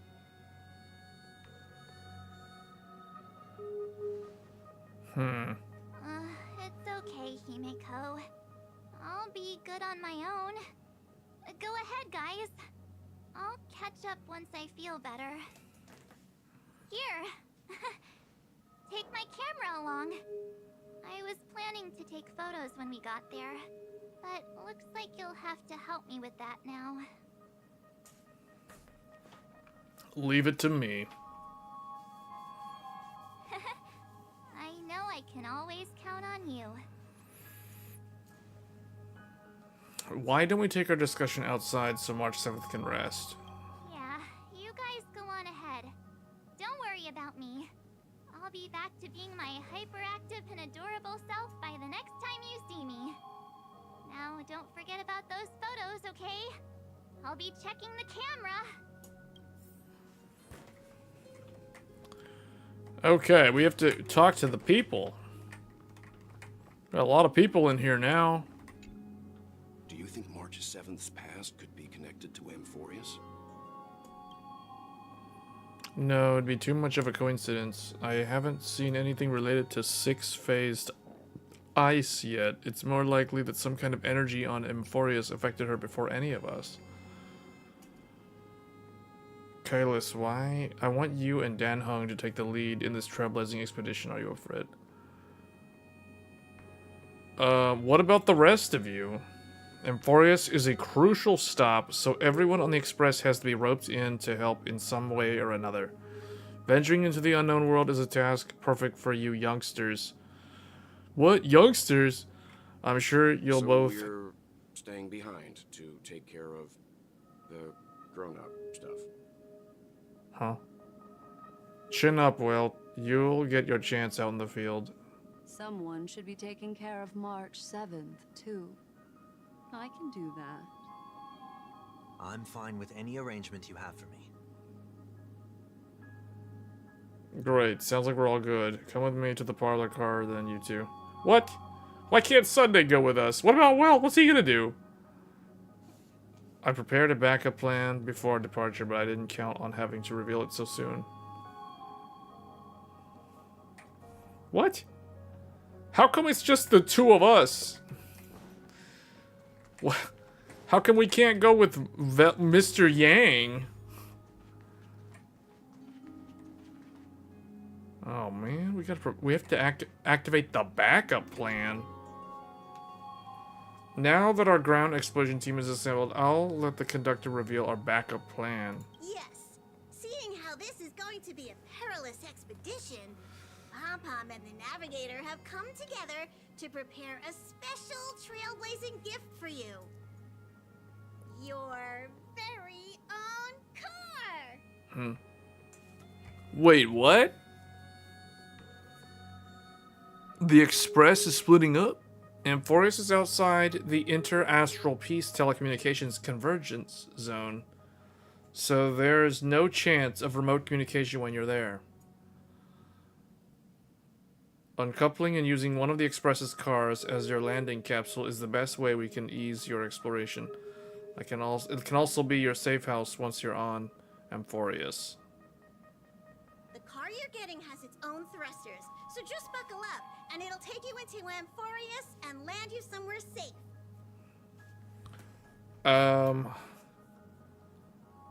Okay. Only in extenuating circumstances.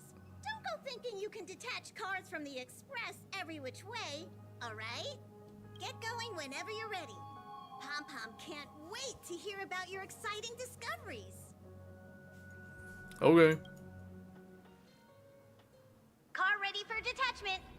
3, 2, 1.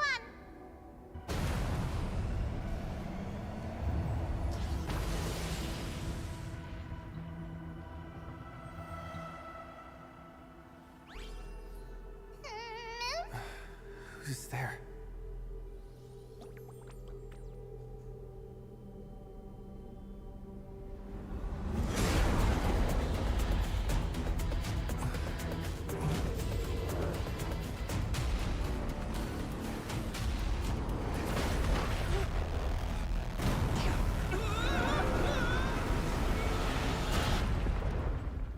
Well, so much for their base of operations.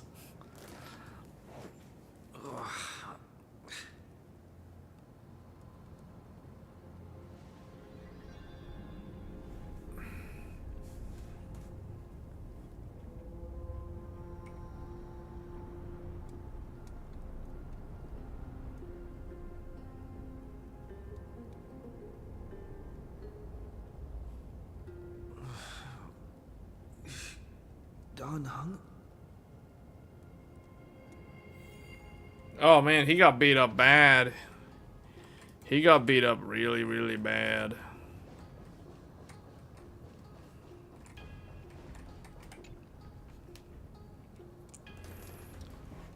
Dan Hung is slumped in the corner of the wreckage, his well-being uncertain. That was one stylish landing, bro. Wait, you see Dan Hung's chest rising and falling. Proof that life still lingers within him. Shake him hard. He doesn't even twitch. Slap him in the face? Slap him in the face. Sorry, Don Hung.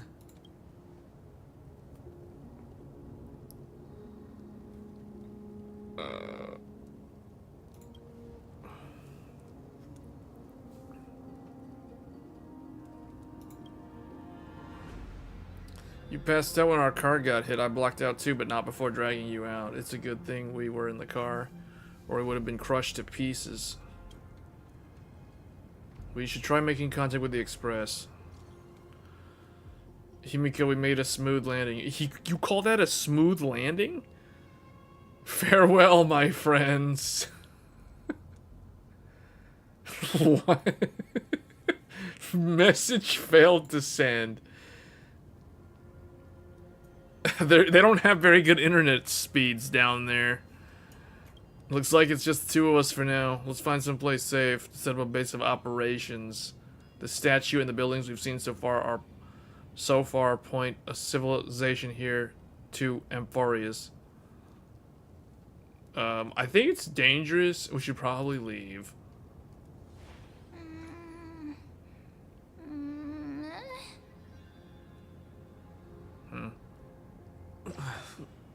What? What is it? Someone is here. Show yourself, peeping Tom. Someone's here. Ready your weapon and stay alert. Let's find out what's behind that gate. Oh, man.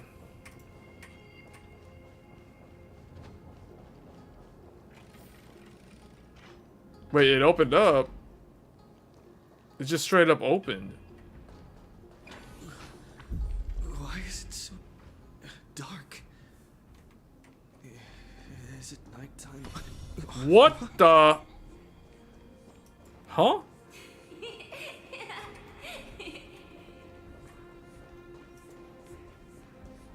These ghosts?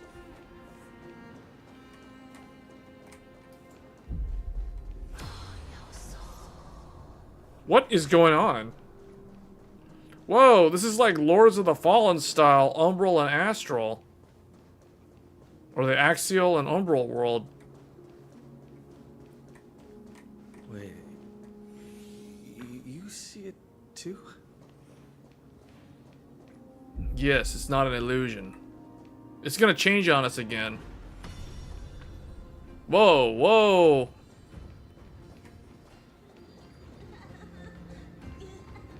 Let's go Resident Evil, Silent Hill stuff going on here.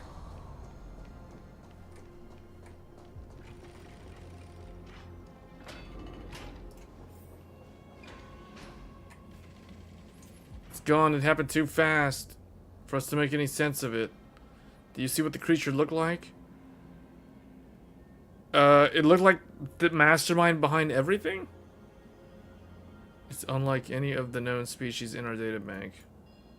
We know nothing about Amphorius. Back when we were trailblazing into Yerillo 6, we knew its history and terrain even before arriving on the planet. But with Amphorius, all we have is whatever Little Black Swan told us about the world.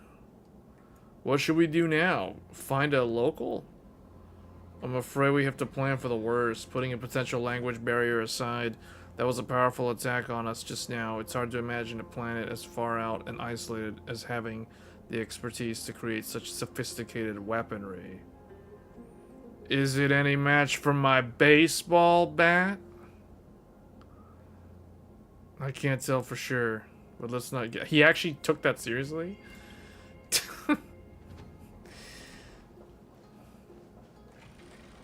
I've got a baseball bat, and he's got a dragon transformation. I think between the two of those things, we should be good. Monumental city gate.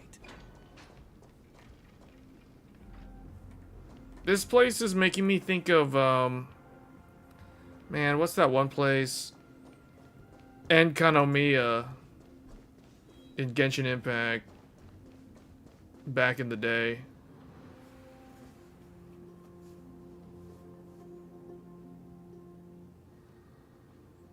It's like Greek or Roman themed with all the columns and pillars.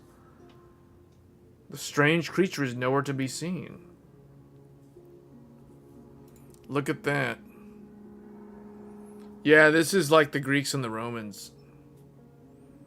A giant sphere. Judging from the prevalence of these colossal structures, their civilization has more than just great engineers and architects. The structures also indicate a universal belief system. If only it were closer, I'd be able to make out the details. If you want to take some photos, now would be the perfect time. Help March 7th to take photographs. Okay. Easy zoom in.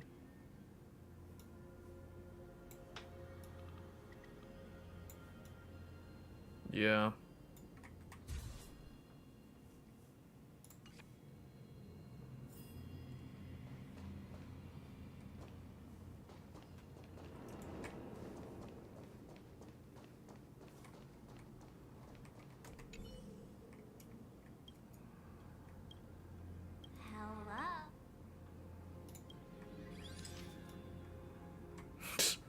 Hello, snap out of it. Okay.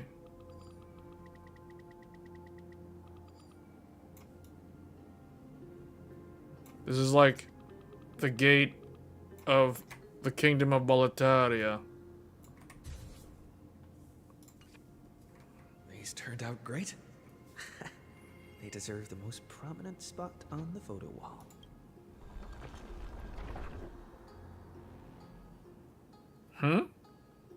Something's wrong. Watch out. Were they at this location before? These things aren't breathing.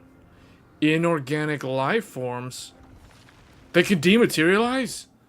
Looks like they want to keep us here. With a dead end and a cliff edge behind us, there's no other way out. We're going to have to fight them.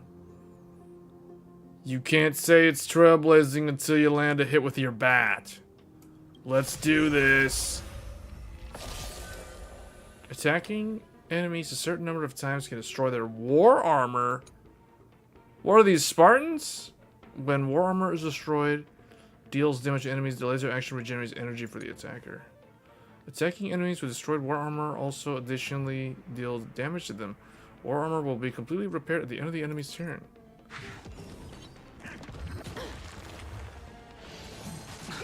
Oh man.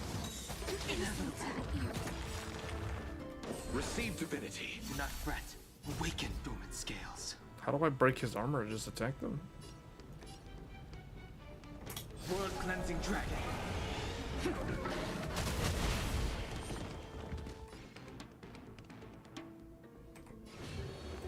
Heaven's surge.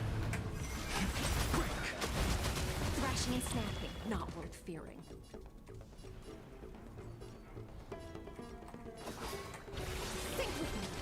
I'll see you off. He said he'll see you off. Oh!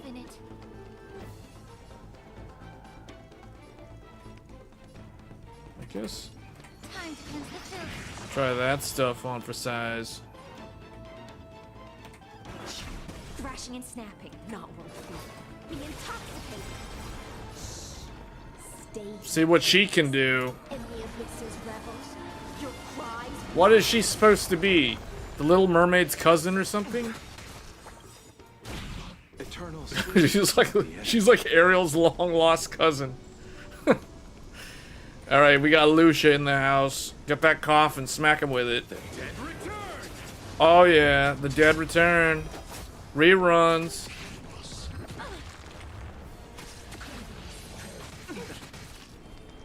All right, here we go. Time to do some massive powering up. Nappa style, Saiyan Saga. Okay. Activate bleed status. Lucia, do something. Yeah. Be of your body and mind. The truth burns clear as a flame. All right, here we go. Everything in this world is bleeding. Hey, Mark. Oh, no problem. We're just doing stuff that's not really that important. We're just going to the next world on this game. Amphorius. Awaken, dormant scales. Show them the power of Dragon Ball Z. Blood cleansing dragon. Oh, Super Kamehameha. Oh, yeah. Oh, man. Oh, what? There's another group?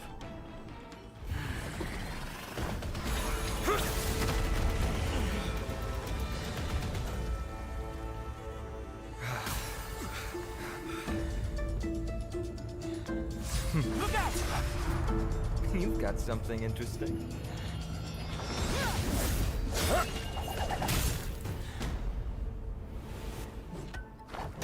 Huh? What? I bear no harm. I just want everyone to be safe. What? He disarmed both of them in an instant. That was so Dragon Ball Z. Those two, he took... What? He took his baseball bat? He took the Trailblazers baseball bat and literally, like, disarmed Dan Hung in, like, 1 second. Everyone to be safe. A place like the Abyss with weapons in tow is a show of provocation.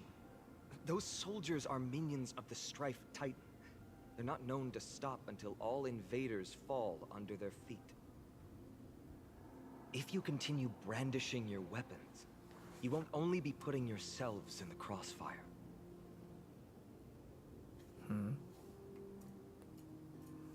Their looming blades will come down on the heads of the innocent.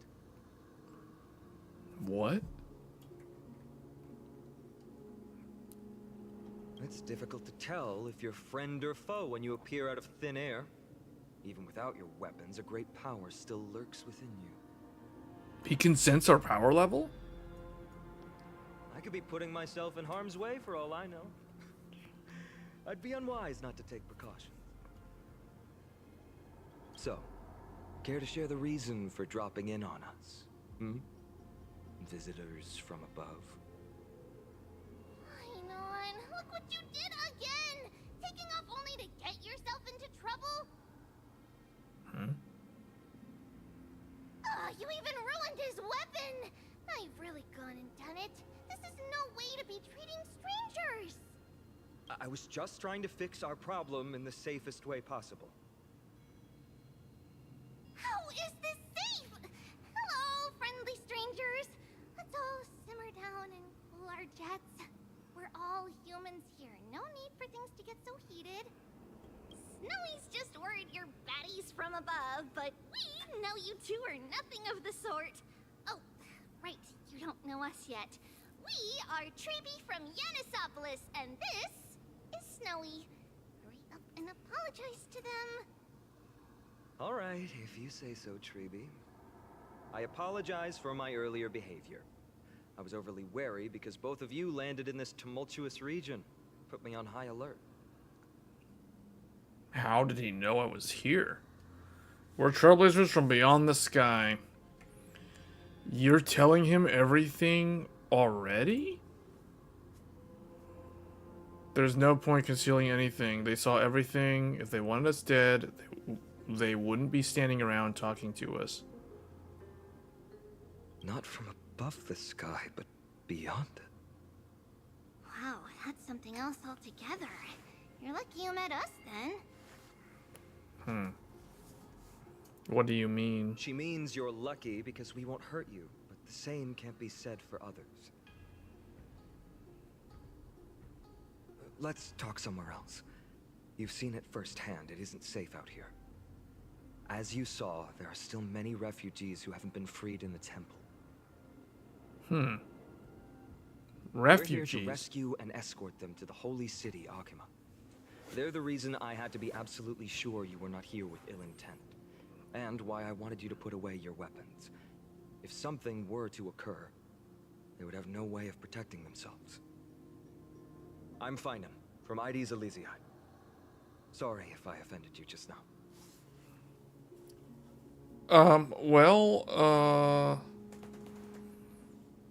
That's an unusual name. I'm Dan Hung.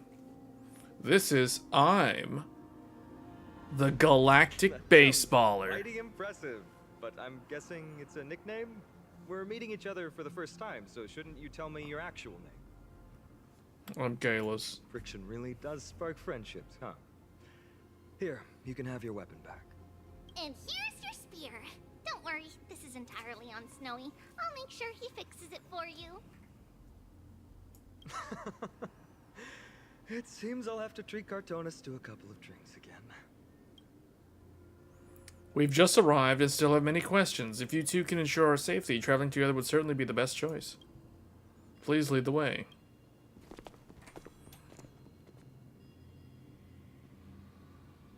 How do we view the situation? Well, about your spear. Though losing the spear is unfortunate, we gained some important insight. Amphorius' weapon forging skills are on par with the craftsmanship that forged the Cloud Piercer. Looks like this world is nowhere nearly as primitive as we had first thought. Perhaps they have more to surprise us with than this holy city they mentioned. How is it even remotely possible that we share a common language? I've been trying to come up with possible theories for that, though the answer still eludes me. Perhaps like Yorillo 6, Amphorius was served by the Silver Rat. Oh, Silver Rail eons ago, but the databank would at least have some record of this place. The way the girl uses we and us to refer to herself is unusual. I doubt it's just a habit of speech. But compared with our other suspicions, sharing a common language is the least of our concerns right now.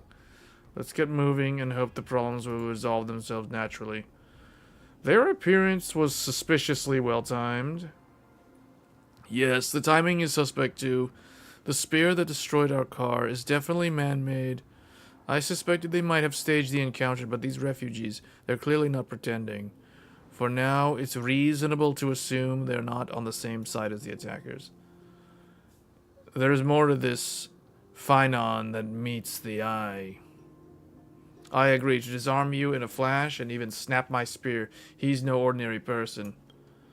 He was also quite cautious, keeping his distance throughout the conversation. I tried probing for more information on Amphorius, but they both casually glossed over it. Conversely, I believe this indicates he doesn't believe he can easily subdue us. If things take a turn for the worse, our best bet is still going to be resolution by force. Is someone arguing in the temple? Let's take a look.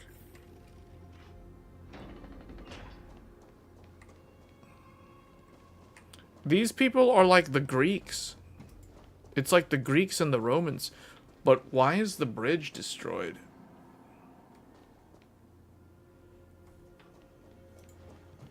It's either Roman or Greek themed.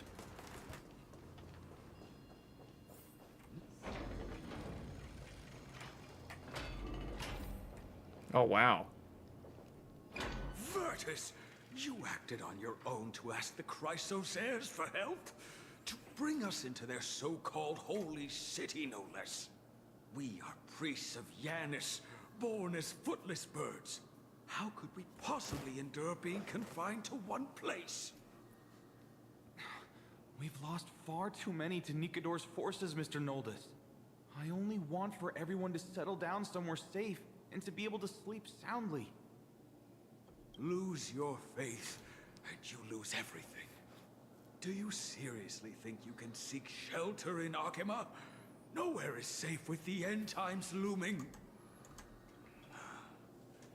I've said my piece. Leave if that's what you want. Everyone else is staying in this temple, where we enjoy the protection of Yanis, the Gate of Infinity. Don't make this decision in haste, sir. I appreciate the concern, esteemed Chrysos heir. But please, respect that we have the right to choose our own fate.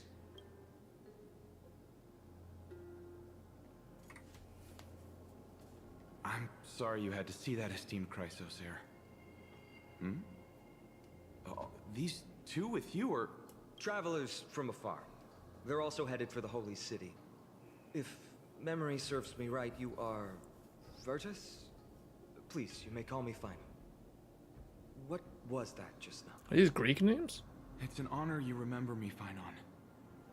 We are priests from Yannisopolis. Armies of the Strife Titan destroyed our home. I think it's forcing us Greek. to flee across many lands until we arrived here.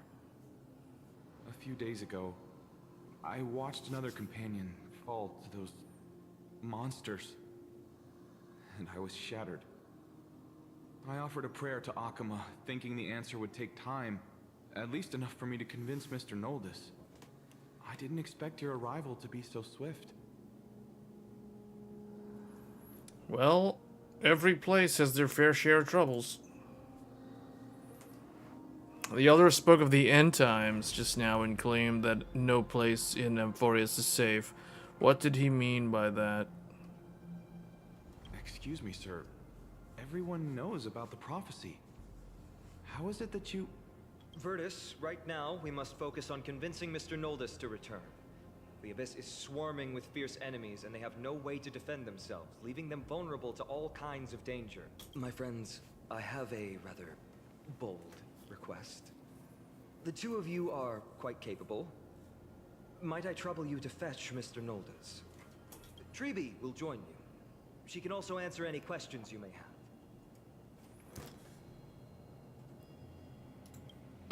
Please give us a moment to discuss it.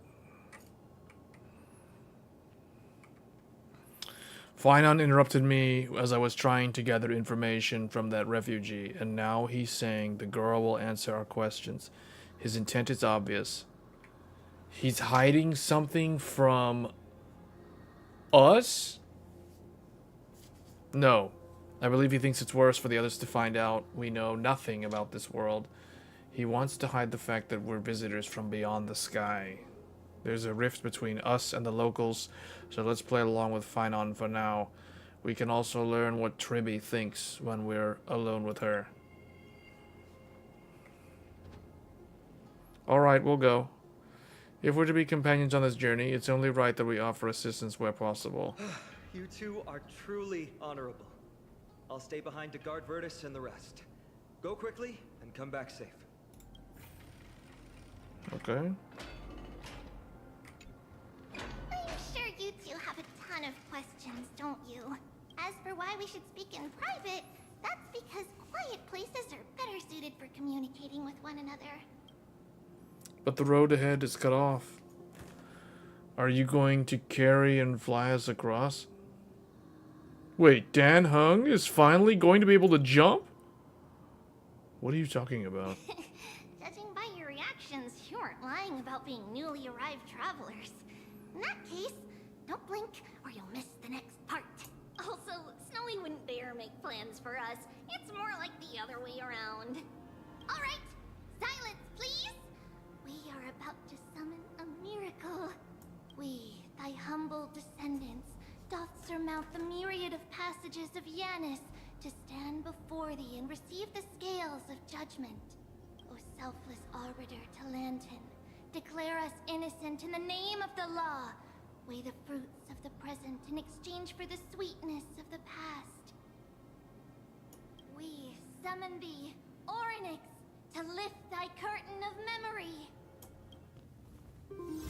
Once again, stir the ripples of past reverie.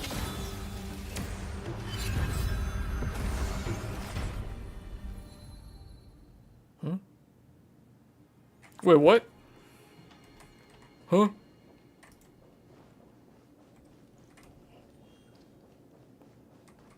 Oh, man.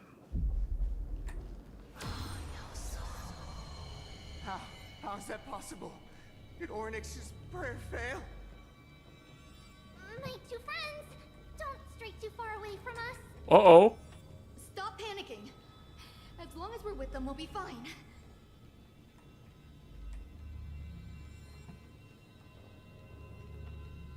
This is like, wait, what? This is like Lords of the Fallen. There's like 2 levels stacked.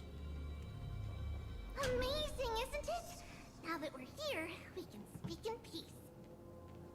Huh? But why does it feel a little too quiet?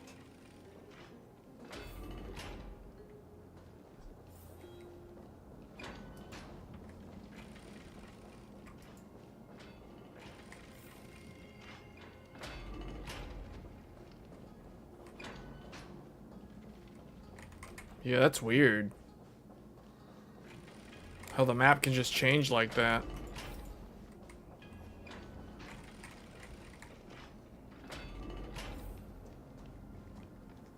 Just what I was afraid of. So much for a peaceful chat. The history lesson will have to wait, my friends. We must help Mr. Noldus. Uh-oh.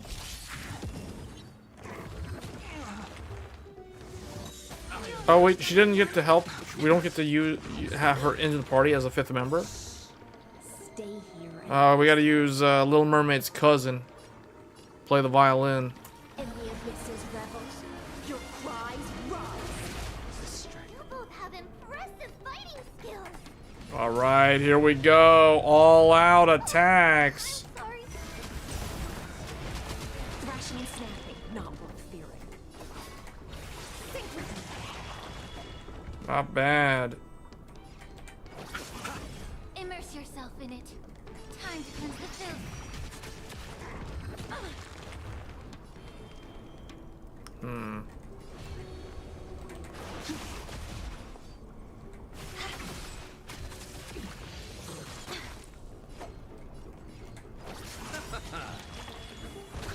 Eternal sleep is not The dead return. Here we go. The dead return! Rerun. Oh, thank you. The 3 of you saved our lives. Mr. Noldus, first More like 4 random others. dangerous for all of you to be here. Please come back to Akama with us. I believe I've made my stance clear, my child. Us priests would rather die in the pursuit of faith than live in a foreign land.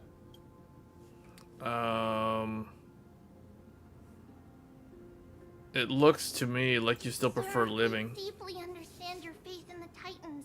Perhaps in your eyes, Kefali, the protector of the Holy City, is but a god from a foreign land.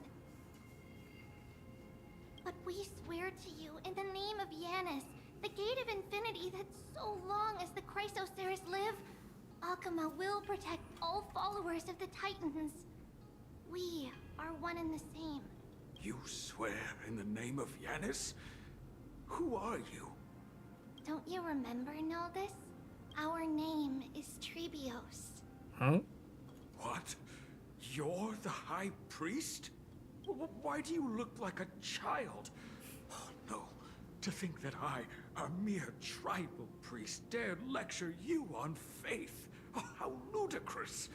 Please, forgive my transgressions. Noldus, we do not wish to force you, but please think of the people in your tribe. The young place their trust in you, just as you place your trust in us. If you stay, they will remain here too, doomed to fall under Nikodor's spear. If that is divine will, then I have no reason to disobey. High Priest, please guide us once again as we spread our wings on this long journey. Mr. Noldus, I'm glad you're all right. Virtus, I still disagree with your methods, but it doesn't matter now. Let us place our trust in the Chrysoceres. The Dromus caravan that's supposed to meet us isn't here yet. So let's all rest where it's safe for a while. Okay, our questions are still unanswered, and now we have even more. Now that things have calmed down, perhaps you two can find the time to answer a few of them? Of course. Please, come this way. I see you've both been made aware of our troubles. I'm grateful for your understanding, so in return, please ask me anything you wish to know. Well, what is this end time people spoke of? Just as the word implies. It's the time of strife before the world meets its end. Oh. So this is the sequel to Bellamog. Are you saying your civilization is coming to an To end? be precise, it's the whole world that's coming to an end. The whole world? What are the Titans? Are they a special type of GPU? The ancient gods of Amphorius. Once worshipped by humanity, they now stand as their foes. Oh, okay. Who are the The Chrysoceres? prophetic deliverers, with golden blood coursing through their veins. Golden blood? What is the miracle performed earlier? It's a gift from the 3 Titans of Fate. With their blessings, priests can awaken shadows of the past to alter reality. You're putting it too lightly. Don't make miracles sound like a tool. You can simply use at will. Well, okay, I don't have any more questions. I don't know if any of that stuff helps us, but okay. Sorry. I guess I'm not good at telling stories. Yet a tedious and overly long explanation isn't ideal either. Let me think. What's going on? Virtus and the others are priests from Yanisopolis. They should be adept at playing the lyre. How about playing a song for our two friends? There's a ballad that's been passed down in Empire How's it going? since ancient times.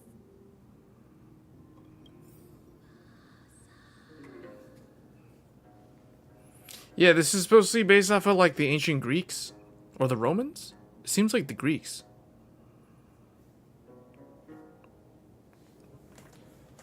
Happiness abound in this lush land by God's chosen.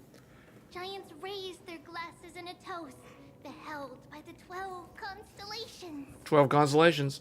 3 carved the heavens and the earth. 3 wove the threads of fate. 3 molded life with their hands. And 3 guided calamity's gate. They declared the world too unstirring, hence wished endless laughter upon the living. Thus, you and I were created, with words and song to weave, and love and intimacy to give. Thus creation was complete.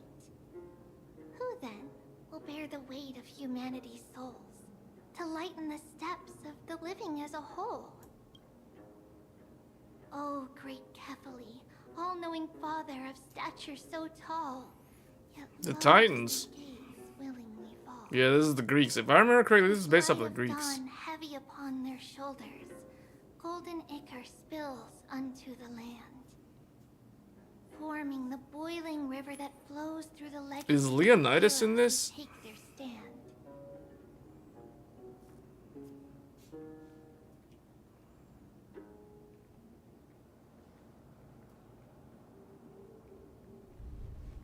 Uh-oh. Uh-oh. Earthquake. What's that sound? What's with the stage effects? Huh? You have to help another friend choose a PC, laptop, a micro center.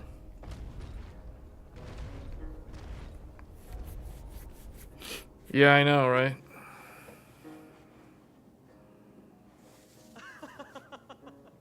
Don't worry, that's just our rescue. Time to get up, everyone. Oh, well, false alarm. He could have let us know sooner that it was not an earthquake or something dangerous.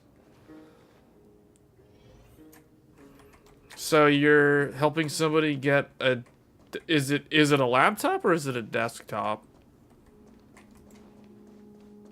Typically, it's one or the other. It's not like, oh, should I get a desktop instead of a laptop? No, usually it's very specific. It's one and not the other. These large, mild-mannered creatures are called dromas. They're humanity's most loyal companions. We'll be relying on them to get us through the rugged mountain roads on the way to the Holy City. Dromas are very docile. Even first-time riders can steer them easily. Here, give it a try. Remember to hold the reins tight.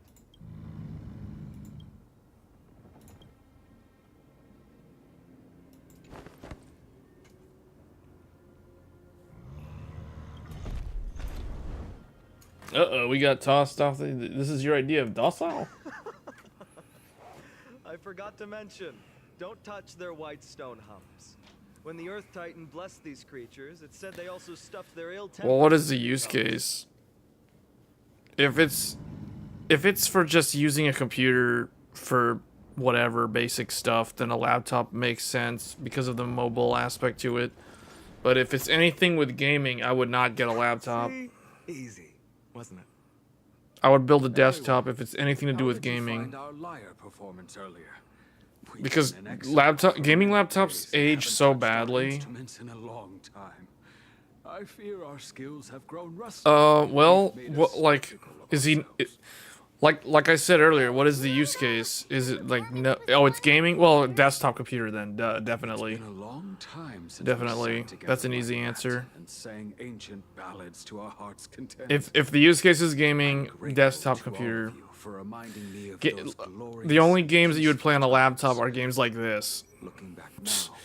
Like I wouldn't play anything with advanced 3D graphics Perhaps you on a really can laptop, save Amphorius from its except a game like Genshin Just like how Impact the four or of you Star heroes Rail or some saved our easy very or some ancient lives game and from like 15 years ago.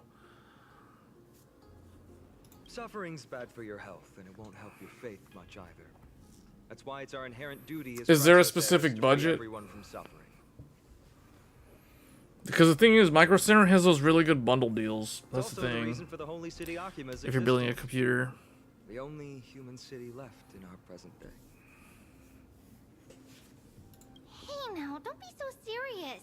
You're bringing the mood down. Anyway, in short, the Holy City is absolutely safe. Everything will be fine once we get there. Is everyone properly Yeah, confident? because you like if someone's okay, if someone doesn't care either way and they want to play games, then obviously desktop computer, never a laptop. Because what's gonna happen? Oh whoa.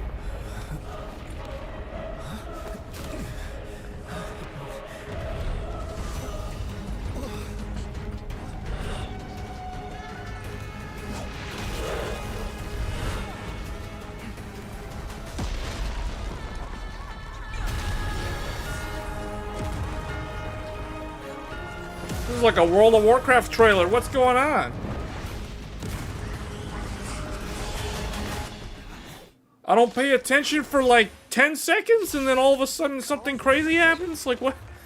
It's not how Treaty described it at all. Well, they're getting owned, man. They're getting rushed. They just showed up to the capital, the holy city, and they're getting rushed down. Everything in this world. $1,500. Oh yeah, definitely desktop computer. Desktop computer. For a laptop to match a $1,500 desktop, the laptop would have to cost over $3,000. And even then, it's gonna be loud and thermal throttle and yeah. Because the other thing too is if someone just wants to play games, if they get a laptop, they're gonna keep the laptop plugged into the wall outlet all the time. And you know what that's gonna do? That's gonna kill the battery. That's gonna like literally just ruin the battery. Because batteries on laptops typically start out with like 4 to 6 to 8 hours of battery life. But if someone literally leaves it plugged into the wall 24/7, that 8-hour battery life turns into 6-hour battery life, then 4-hour battery life, then 2-hour battery life, then 30 minutes, 5 minutes, dead battery. So it's like, no. Yeah. Everything in this world. I don't know what happened. They like I walked away and a giant, or it's like I looked away to read your messages and it's like all of a sudden a cutscene. Wow, something crazy. It's like okay. You both fought so bravely. Are you Chrysos heirs from a foreign land? Whoa, hold on. We're not that. Are we that special? Please, I beg of you, save Akima. The Mad King Nikador has returned. Look, there's strife and conflict everywhere. It looks like a bunch of robots. Stay calm. Leave this to us. You must hurry and find shelter. Thank you, thank you. Man, this is like two random Jedi just came to the planet and can own everything. It's like the two Jedi. One of them fights with a baseball bat and the other one has a staff. Some Jedi they are. It's like, do you still have your broken spear? Wait, he thought we were Chrysos heirs.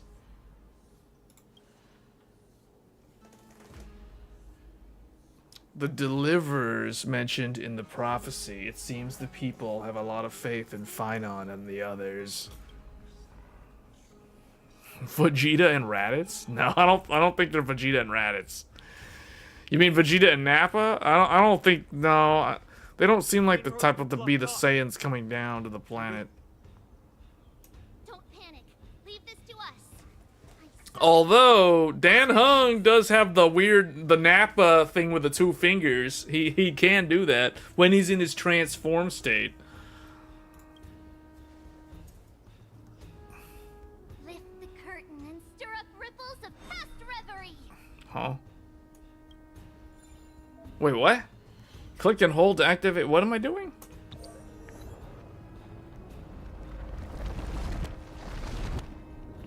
Hogwarts Legacy stuff.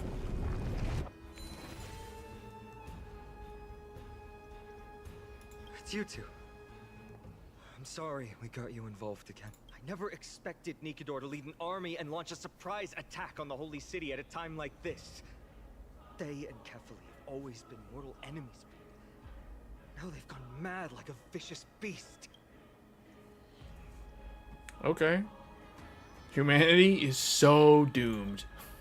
There's no need to panic. Akima is not completely unprepared. The prophecy had warned us about this. This is a catastrophe, but it's not the end. Mr. Naldis and the others have gone to seek shelter. Leave the rest to us. You should evacuate along with the citizens.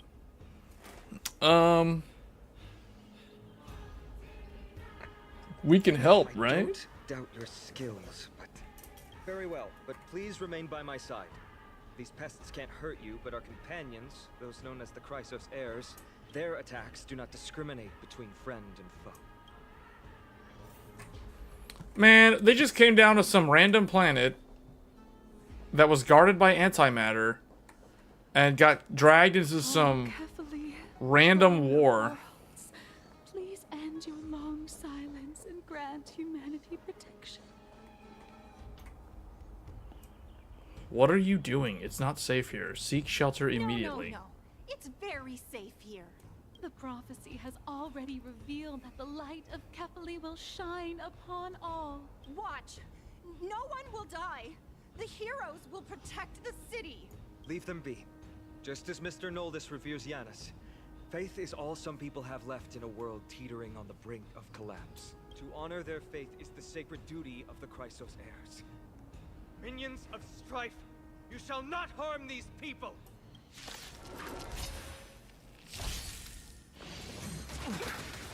Oh yeah. Yeah, it does help. The network is way faster now. Refreshing to the soul. It's way faster. Alright, here comes Dragon Ball Z Nappa style. Not worth fearing. Okay, here we go. We have the Little Mermaid's lost cousin right here. Play that violin. Lucia. Eternal sleep. Oh yeah, bring out that coffin. Here we go. The dead return. The return for the sequel of the dead. She's gonna spray them with perfume and they're gonna like literally pass out. Be of your body and mind. That one guy's like floating in the air. He's like floating like he's in the Matrix. Oh, Dragon Ball Z Shenron got summoned in here. What the? Little Mermaid. Disneyland. Fantastic. Sometimes this game has some insane style. Where were the city guards? Where were the guards? I don't know.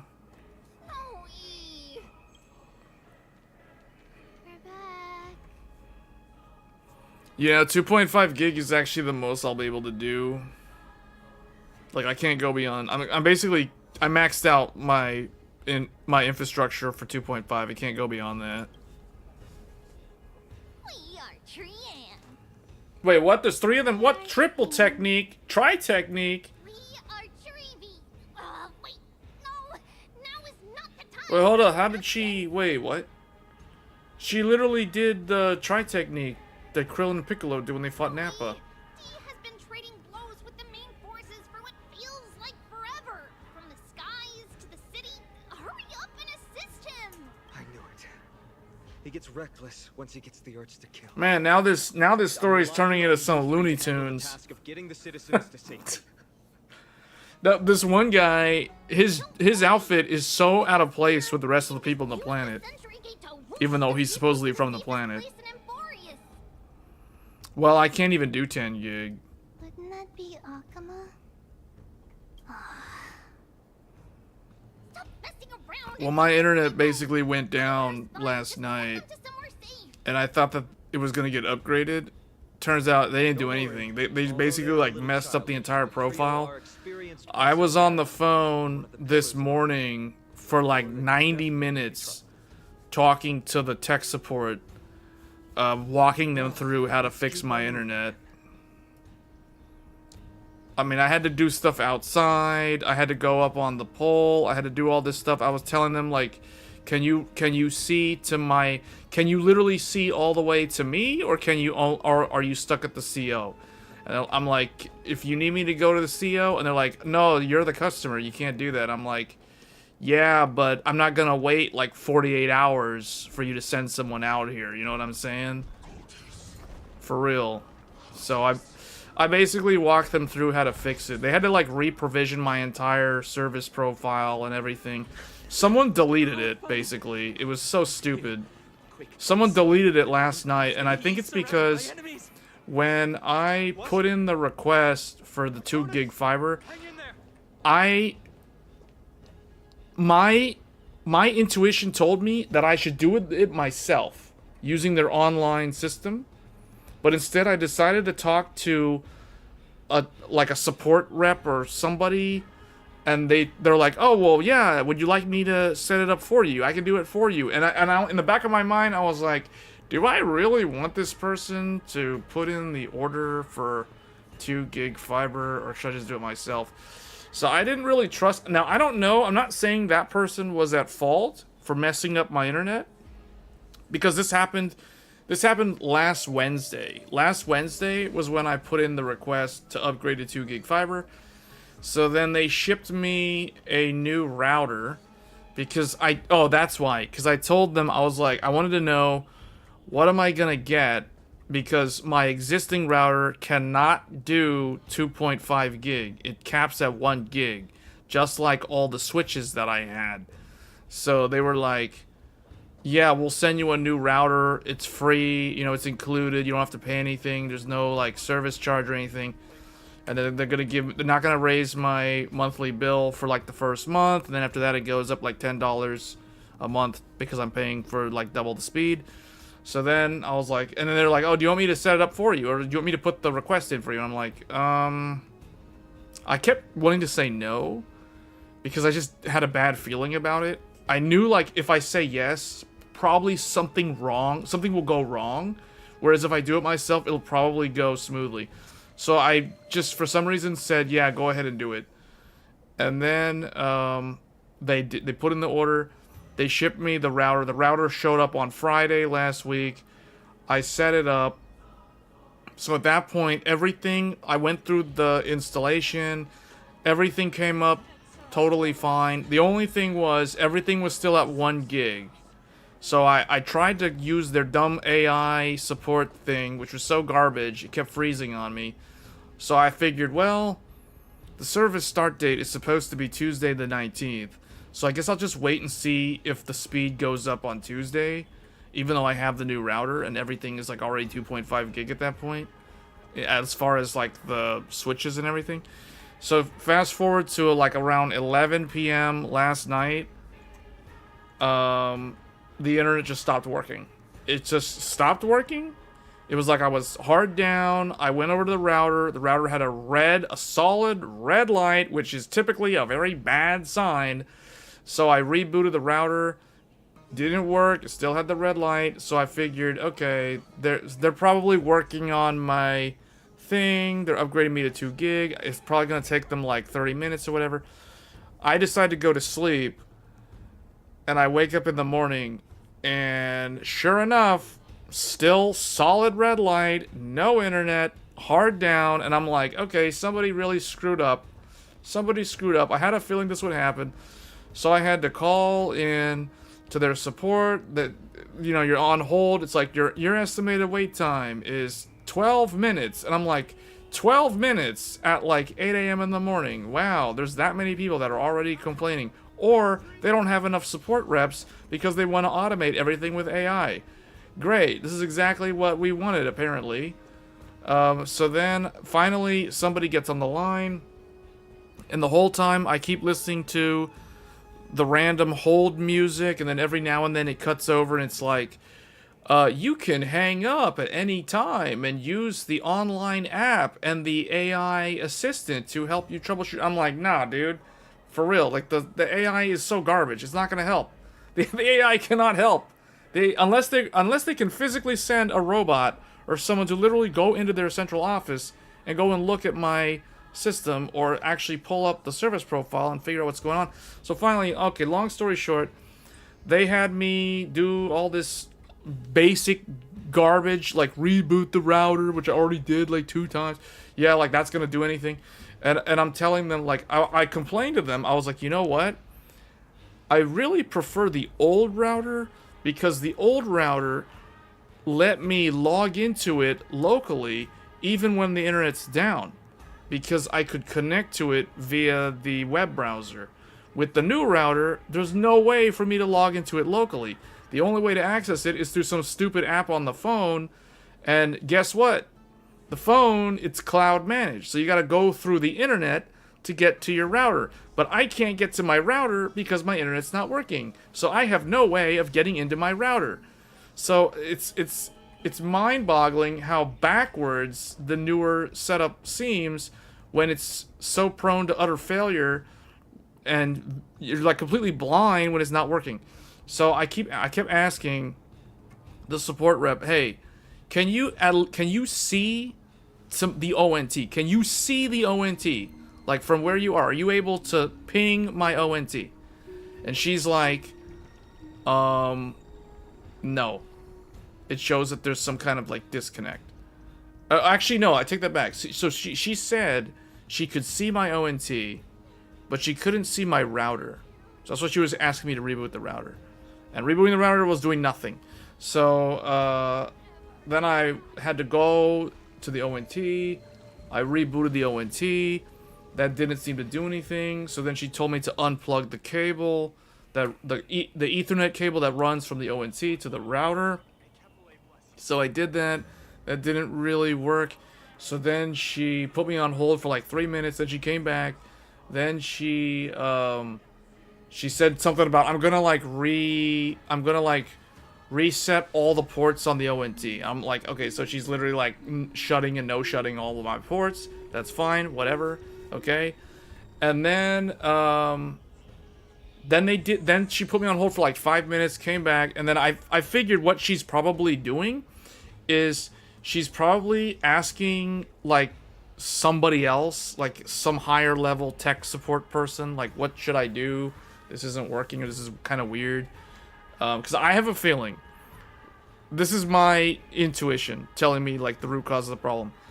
Last week when I requested the order for the 2 gig upgrade, I have a feeling that the support rep that I was talking to on the chat system, it was not over the phone, it was like on the chat, basically put in the order to remove my 1 gig plan and then start a 2 gig plan,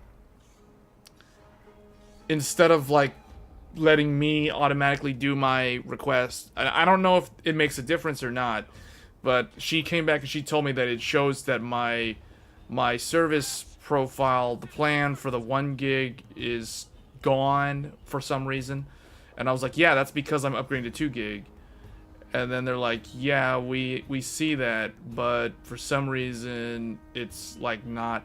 So then basically, what did we do after that? Oh, so she reset all the stuff on the ONT remotely, and I told her I can see the optical light's green. Oh, no, the optical light is like blinking, and then it goes to like green. It's like blinking green. So then she basically had me, I think she did something where, okay, after the ONT was reset, I think what they did, where she put me on hold for like 5 minutes, I think what they did was they released the lease for the IP address for my ONT and basically like reassigned it. They basically re-provisioned the entire service profile for 2 gig fiber. Because after that, she had me reboot the router again, and then it came up. Yeah, it came up briefly. It was like a white light for a little bit, and then went back to red. So then she asked me to hold down the reset button for like 10 seconds or something on the router. Basically factory default the router again. So it wiped out my entire config that I did on Friday. And so, but thankfully, I think what she did was she did back up the config so that I didn't have to redo everything that I had to do on Friday. So she like restored it, and after that everything just started working. And then I did some speed tests. I did Wi-Fi 7 speed tests with my laptop. I did, I verified that the Switch 2 could connect. I verified over Wi-Fi. I went to Threadripper and did a speed test, and I was getting like stupidly bad speeds. I was only getting like 900 meg or something, and I told her, I'm like, it's weird because I'm getting about 1,000 for the download, which is like the old plan, but I'm getting almost 2,000 on the upload. So I told her it does seem like something changed because my upload matches the advertised speed. It's like 2,300 megabit per second upload, but I'm only getting like half of that on download. So it's weird because Threadripper was not getting like a good download speed when I was doing the speed test. So then I went over to the ASRock Nova. The ASRock Nova was getting like 2,300 something download and like 2,000, almost maxed out 2,500 upload on the ASRock Nova. So I was like, okay, the Nova is going to the Ubiquity, and then the Ubiquity goes into the Intellinet, whereas Threadripper goes directly into the Intellinet core switch that was featured in my video.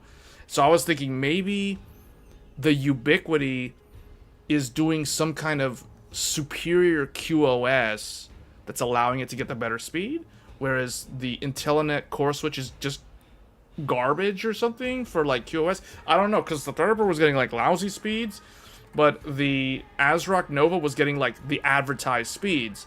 So I told her, okay, before I told her the internet's working and it does seem like it is running at the correct speed profile, but I told her I'm going to download a game on Steam to verify that I am able to get like over 2,000 megabits, because when you get 2 gig fiber, what a lot of people don't know, they don't tell you this, you actually are you're actually getting 2.5 gig. It's up to 2.5 gig.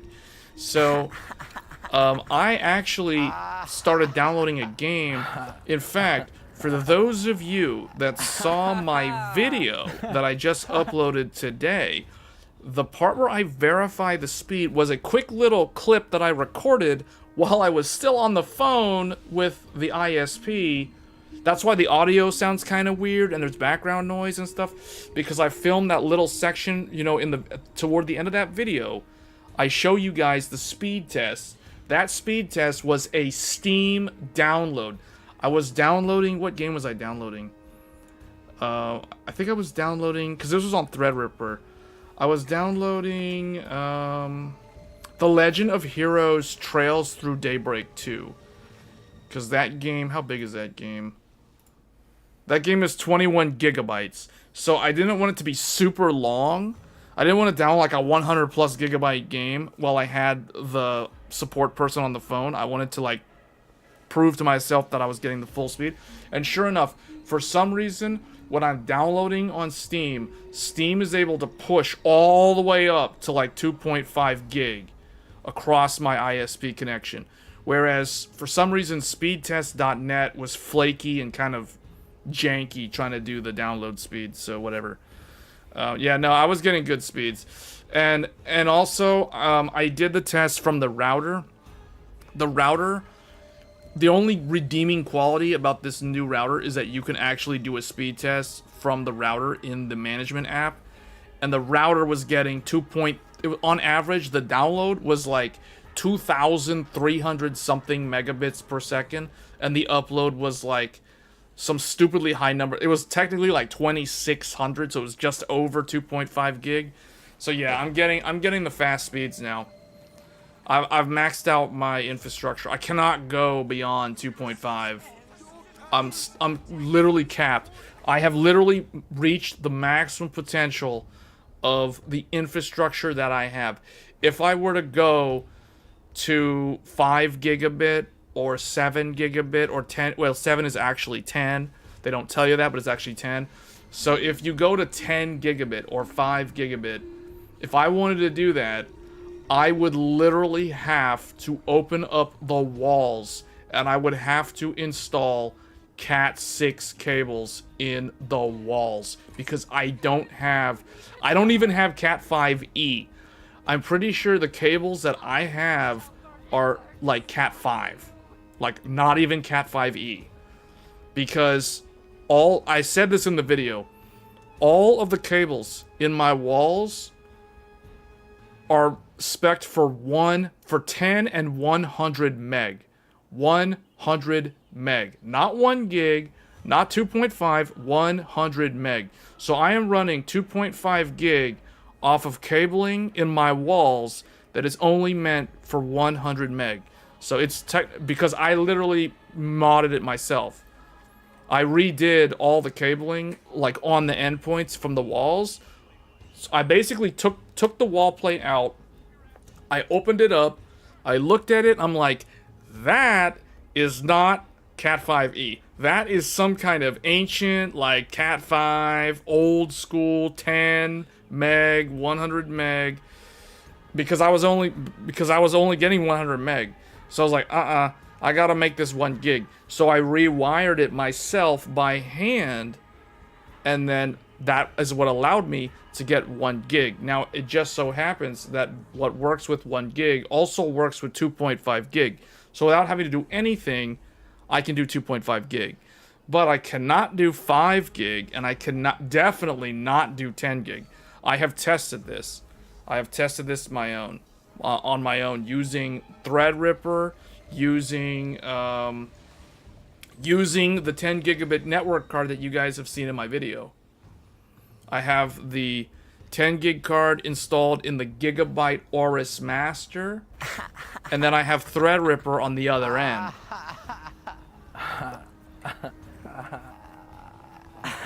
So I test. When I plug directly into Threadripper, I get 10 gigabit speed on my Cat 5e patch cable. Then I test through the wall. And the best I can do through the wall at a short distance is 5,000 megabits per second from one room to the next. But I cannot go beyond, like, point to point.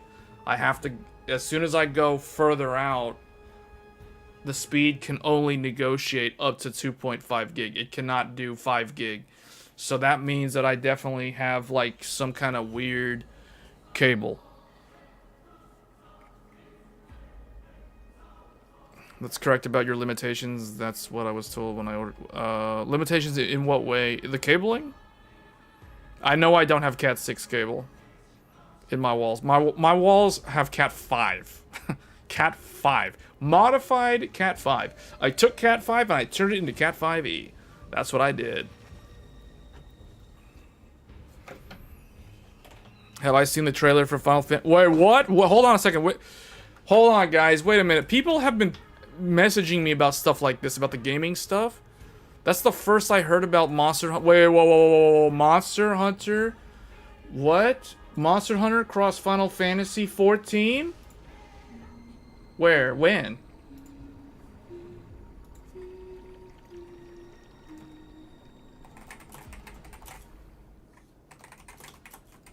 Hold on, what? Hold on, when is Gamescom? Gamescom? Oh, Gamescom is happening. When is it happening? Is it this week or next week? I thought it was next week. Gamescom starts tomorrow? Gamescom is August 20th. Oh, okay. I didn't know it was this week. I thought it was next week. Okay. That's why we're hearing about all this gaming stuff. because okay, now I know what we're gonna talk about on Tech Thursdays.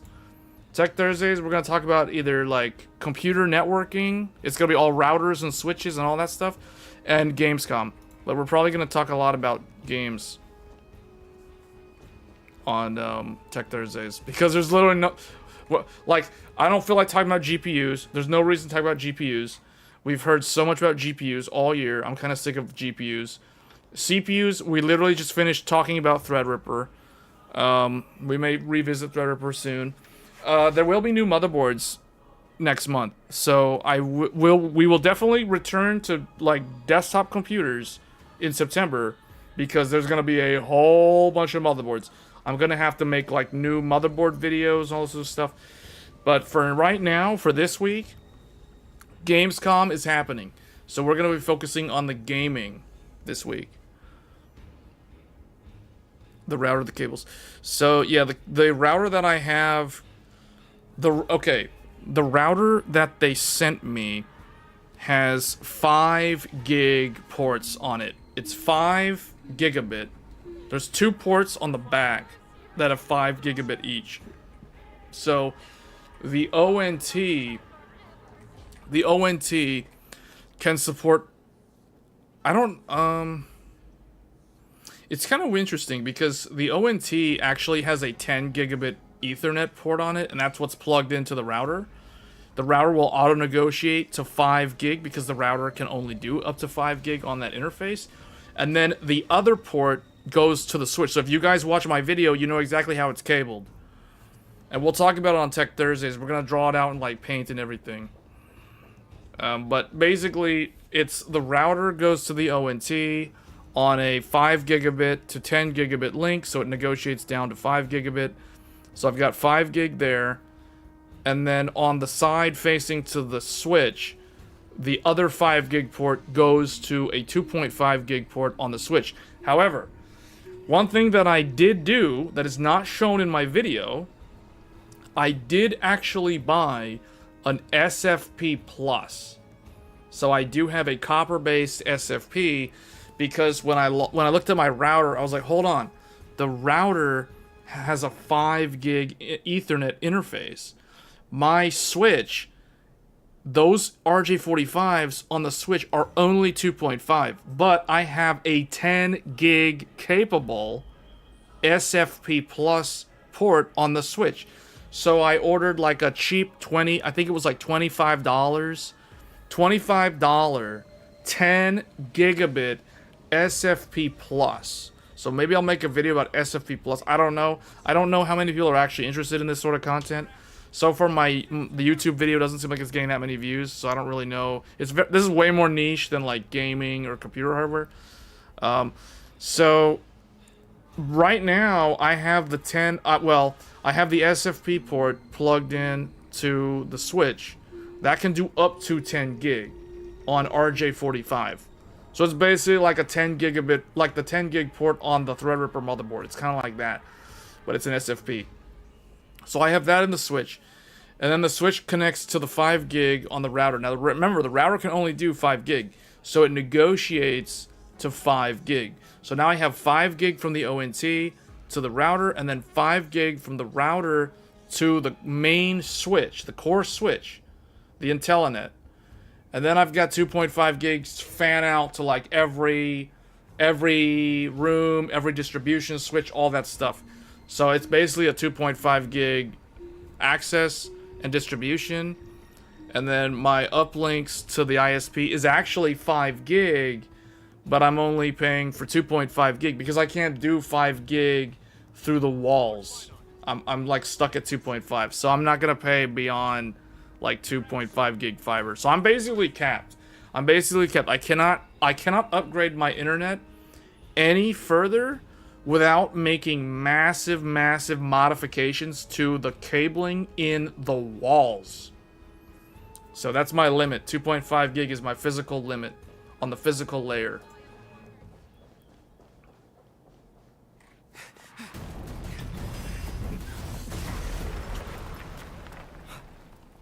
The rear is secured now. This is the result of your efforts. Quit messing around. You know who we're dealing with.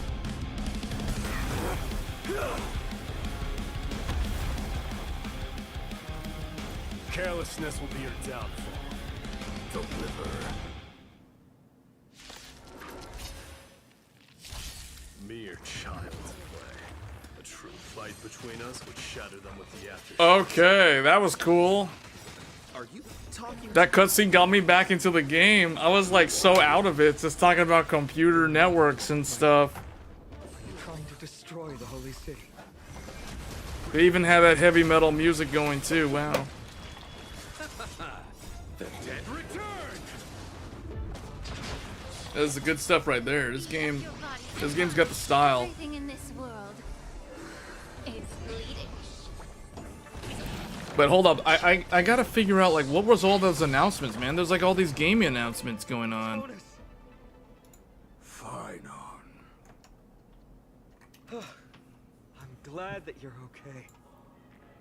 As for you, Mighty, if I'm not mistaken, shouldn't your responsibility Who be announced the protecting collab? citizens? Was it Monster Hunter? It was Monster Hunter.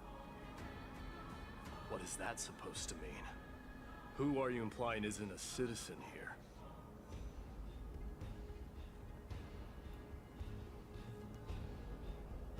The collaboration is probably gonna be really, really good. Because for those of you that remember, the Monster Hunter World crossed Final Fantasy XIV back in 2018. I remember it was 2018. That was so amazing. And honestly, I think Monster Hunter got the better deal.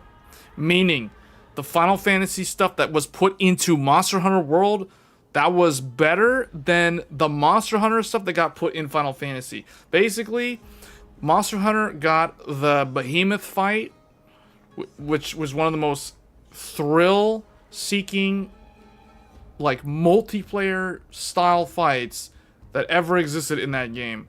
It was one of the most challenging fights. Behemoth Extreme, to this day, that, well, I guess Ancient Leshen was also, like, really good. But Ancient Leshen was kind of tedious. Behemoth Extreme was just thrilling to fight. It was an amazing fight. The Dragoon armor. The Dragoon armor set. The Dragoon Lance for the Insect Glaive. Midgar Swarmer as a cosplay of the Beetle for the Insect Glaive users. So good stuff. The Palico turns into a Moogle. You get the Moogle outfit. Like, it's literally a Moogle hovering. It isn't even anything like the Palico.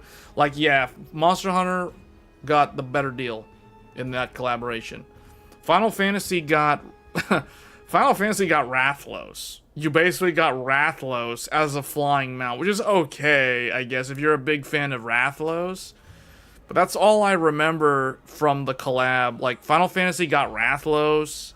You had to do the Rathalos fight and farm, like, scales or something. But it was so jank. Like, they tried to put Monster Hunter mechanics in there where you have to use, like, potions to heal. And it was kind of clunky. But it was kind of, like, it was entertaining at best, but kind of clunky to do at worst. So, yeah, I didn't really like the collab. Like, I didn't like what Final Fantasy got from Monster Hunter, but I really liked what Monster Hunter got from Final Fantasy. So I'm pretty sure, based off of how it went last time, I'm pretty sure Monster Hunter Wild's gonna have the more interesting stuff from Final Fantasy. Don't evade the question. Aglaya told us to protect the citizens. Are you ignoring? It'll be a multiplayer style battle, though. If anything, something like the Behemoth fight. Who forgot the second half of her words? Her original words were protect the citizens. I think I know. You know what? I think I know what it's gonna be. I bet it's gonna be Valley Garmanda. If it's Valley Garmanda, oh man, that's gonna be good. Valley Garmanda, man. Valley Garmanda where would you fight it though? They seem to fit the definition of invaders. You'd have to probably fight it in the plains? I don't know. The three priests of Yanis share the same appearance in mind. Maybe the lava place? I don't know. Interlinked. Valley Garmanda would be the one. Been aware of your presence and what you have. You heard it's Omega. Why would it be Omega though? That's a robot. Like that doesn't really jive with the style of the world of Monster Hunter. Much. I suggest you think twice. Valley Garmanda from Dawn Trail makes the most sense, but if it's gonna be Omega, From the moment we first I'm okay either way, but to me that's like super random. Past or in the future. Do we know for a fact what it is? Agree to make peace with the likes of you. Something that matches like the theme of Monster Hunter World would be Valley Not Garmanda. able to act independently on such matters.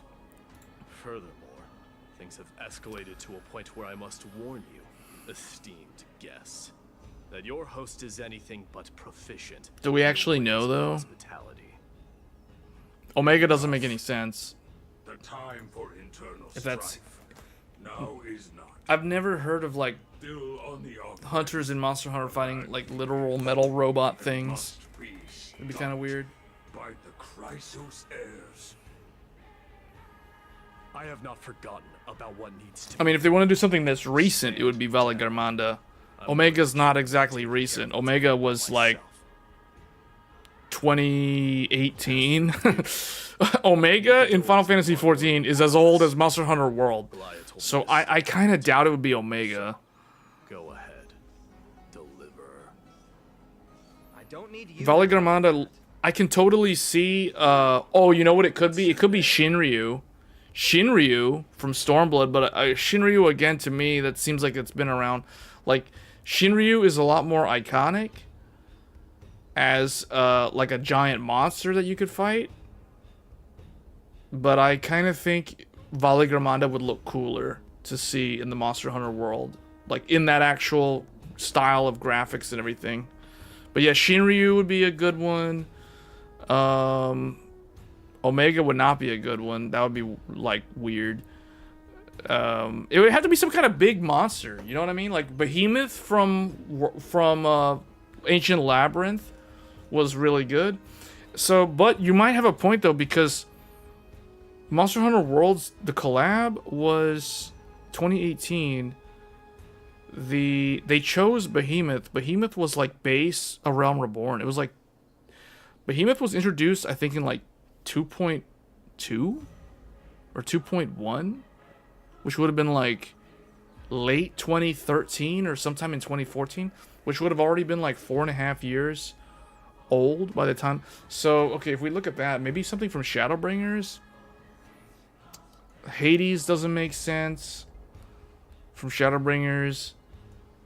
I don't know what they could do, man. I personally, I think if they would be better off if they did something that literally looks like it would fit into the actual universe of Monster Hunter.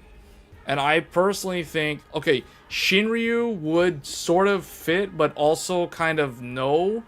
Like, it would be kind of weird, but it would work. It would definitely work better than Omega or Ultima. But I personally think out of the recent Final Fantasy stuff, like from Dawn Trail itself, Valley Garmanda is like the most obvious choice. Is that not also strange? I mean, you remember Valley Garmanda from the Dawn Trail story, right? Revered as heroes by the masses, but still imperfect mortals at their core.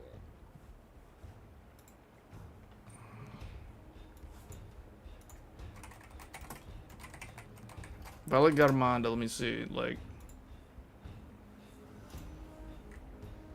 See, look, okay, check this out.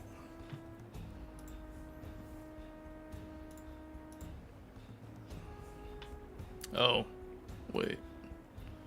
Where is it? Okay, don't you think this looks like it would fit in Monster Hunter?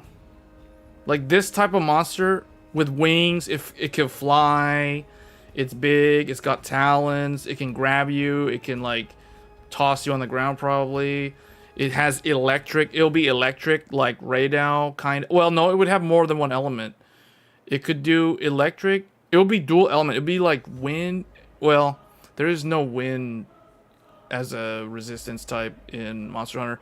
It would definitely be a thunder based hunt. Like, you would want to bring like Radau Gamma or something if you didn't want to get lightning blighted. I can see this being one of the modern ones. Otherwise, if not Valle Garmanda, then maybe Shinryu, if we're talking like way, way back. But I can't see them doing Omega. Valle Garmanda makes the most sense because it's recent. It's literally from like base Dawn Trail.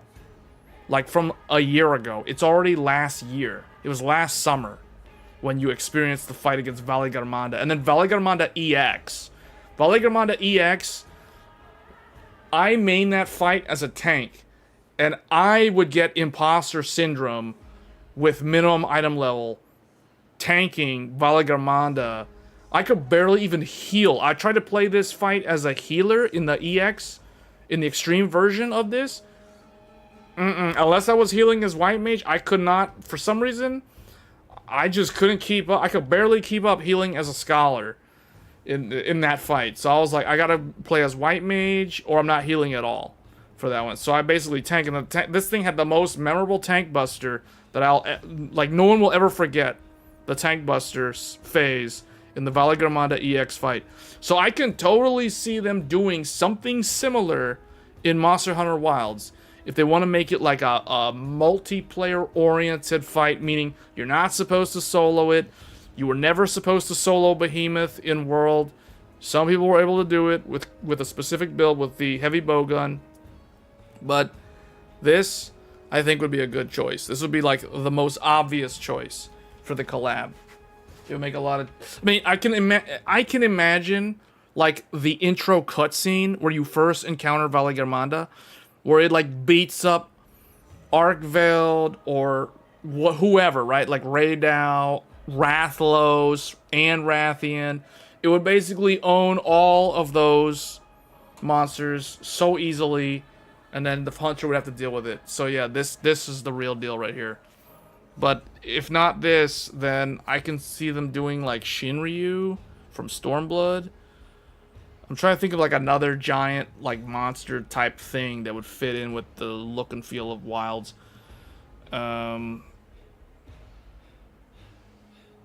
What was in Shadowbringers? Shadowbringers had Final Fantasy VIII stuff. Endwalker had... I mean, there's things that don't make sense that like you wouldn't see. Like Endsinger's not going to be in there. Emmett Selk's not going to be in there. Like, that doesn't make any sense.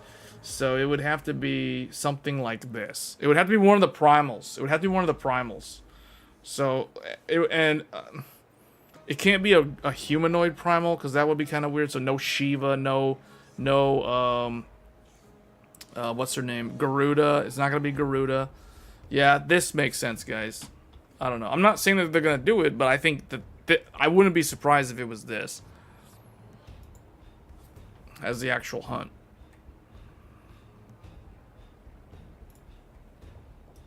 If it's Omega, then you'll end up getting some like sci-fi looking armor or whatever. What a mess. Yes, Treby acted with haste. This is Marmorial Market, the most important residential and living area in the Holy City. Pushing through by force. And I just realized Valle Garmanda is from Final Fantasy VI.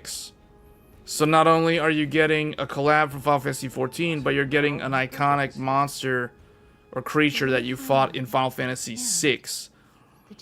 One of the most famous Final Fantasies from the sprite-based games from back in the day. Footsteps, I thought death was already writing my final chapter before my heroic journey had even begun.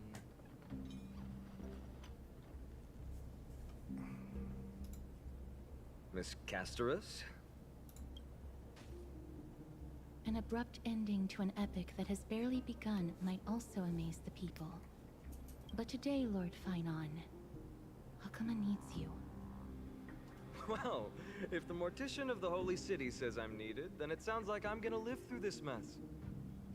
Well, that isn't for me to decide.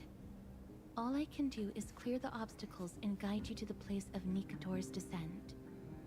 Dear guests, if you would, I'd like you to please follow me. Okay, yeah, I don't pay attention to this for like 5 minutes. I'm completely lost. Why is the screen like that? In the face of death, strife will also cause hesitation to arise. I am the shadow of death. She's the shadow of death?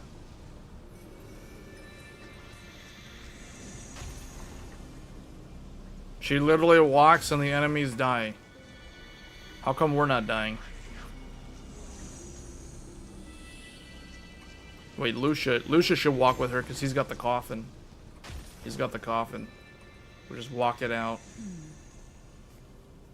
There are also some enemies.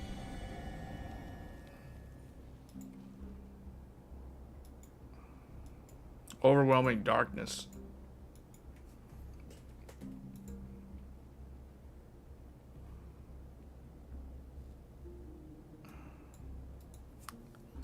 Oh, was it not supposed to?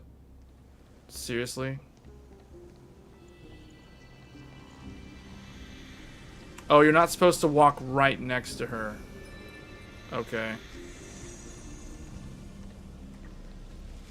You'll end up dead. The scent of blood. Are you an attendant of the Hand of Shadow? No, I'm nobody's attendant. You can try to avoid and hide it. But you obviously came from the world of the dead. If these things are AI robots, how are they affected by her, like, death power? Heirs. What cowards.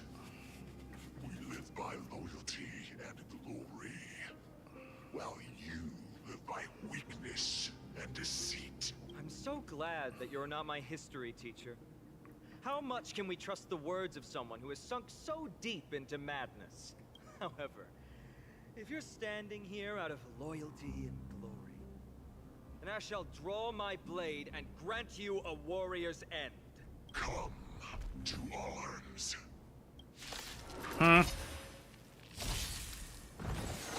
How come those people are like with us, but they can't, like, we can't use them in the party?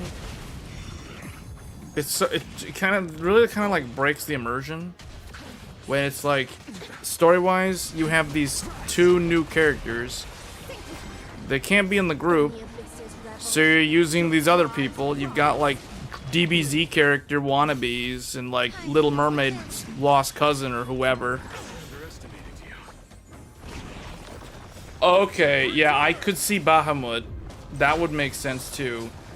But Bahamut in Final Fantasy XIV is basically a summon of the summoner job, so I don't really see that working. If Bahamut was an enemy that you ended up fighting, like, on an epic scale, in 14, I could see that. But because I don't... To me, it's like, it's either gonna be like Shinryu or... I don't know. I don't think it's Bahamut though.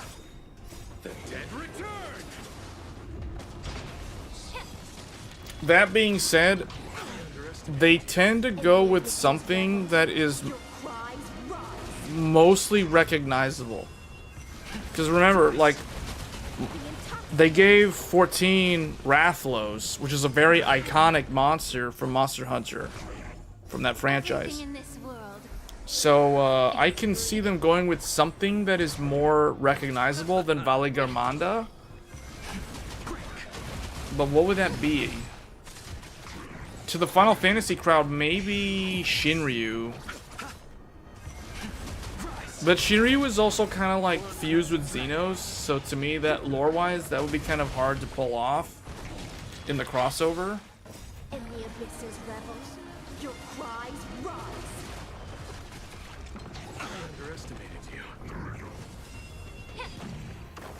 I mean, if you know anything about the story of Final Fantasy XIV, lore-wise, Valigarmanda was incredibly powerful and very, very dangerous.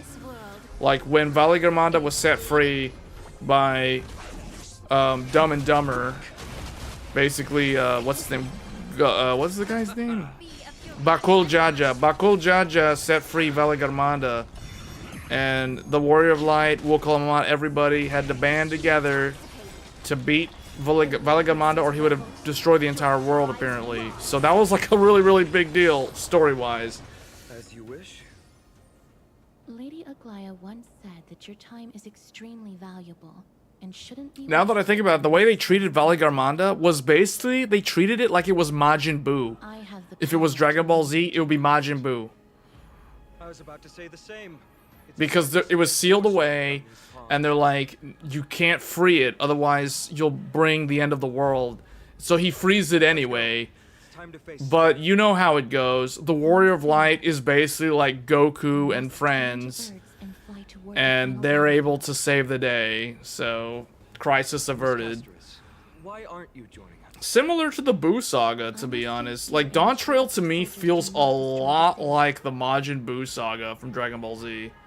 Although faith is more important to the vast majority, there are still quite a number Where of the Warrior of Light citizens is kind of who like are more about their Goku, worldly possessions. and he wants to sit back and let the others have a chance. So in this case, Wukalamat and her brother and those people, it's their battle. This is their country.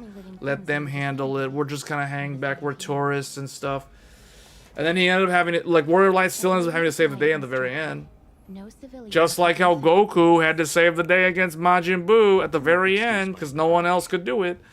You know what I'm saying? See you later, Miss Castris.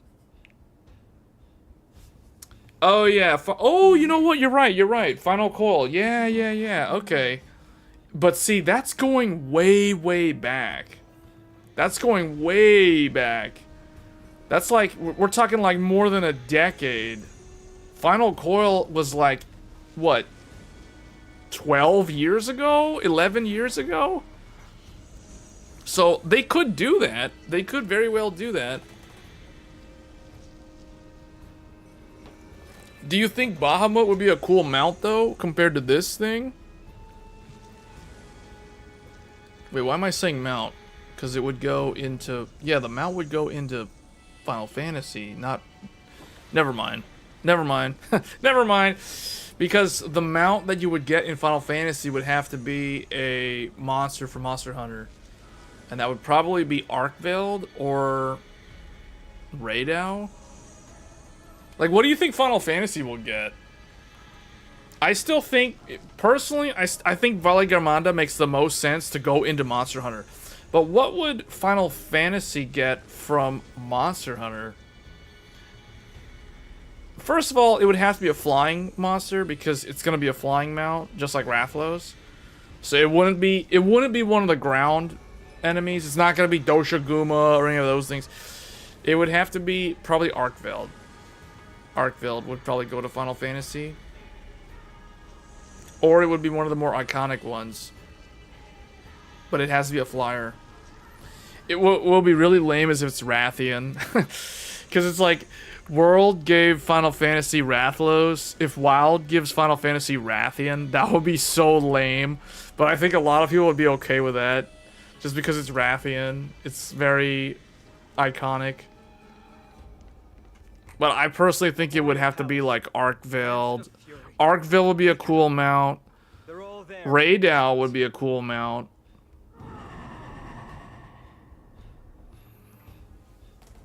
What else is there? But you're right, Final Coil. Yeah, I mean, they could do that. They could do that. It's just, it's so far back, though. You're talking like 12 years, 13 years ago.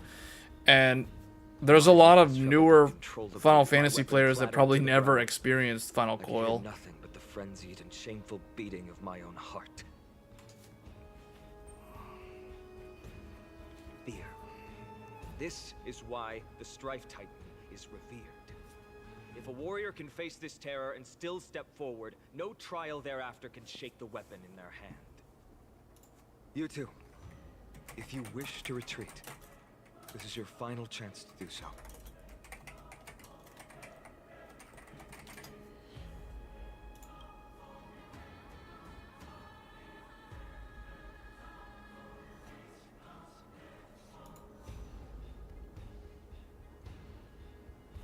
Trailblazer?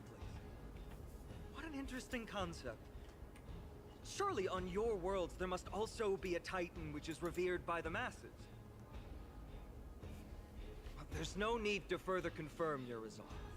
We shall soon cross swords with the embodiment of strife. And yet, faced against this menacing threat, your resolve only gleams more intensely. Let's get going. In the era when Kefali had not yet fallen silent, none could stand as their equal. Today, we inherit the duty of the gods, safeguarding the inhabitants of Amphorius. Stand with me and become heroes!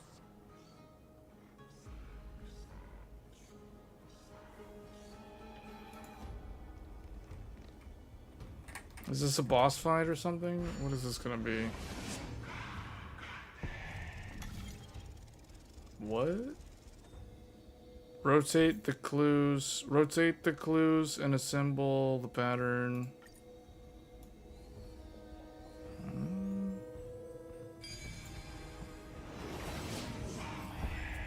Deathly silence is the proud resonance of Nikador's war drums. Behind this watery veil awaits the arena of conflict.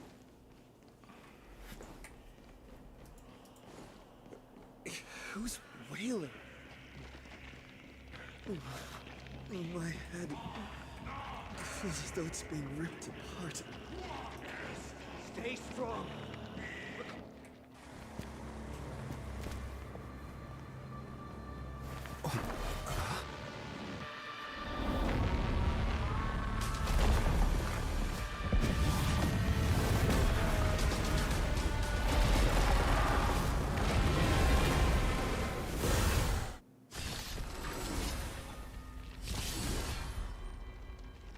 Whoa, what the? Careful. It looks different from what I remember. Weaker. So. Oh man, I got like no good elements against this thing. We brought the wrong group to this. Can we get out of here real quick? He's weak to... That thing is weak to lightning, ice. None of this stuff, that's for sure. Lightning, hold up. Was it a quantum? Quantum, ice. I feel like I'm changing like Yu-Gi-Oh cards or something to like match the matchup. Okay, not this guy. Physical damage, I think. No, was it physical? It was ice, thunder, and some other element. But we really just need like a healer or something, and a tank probably. Maybe quantum. Just get her as a tank so we have something here.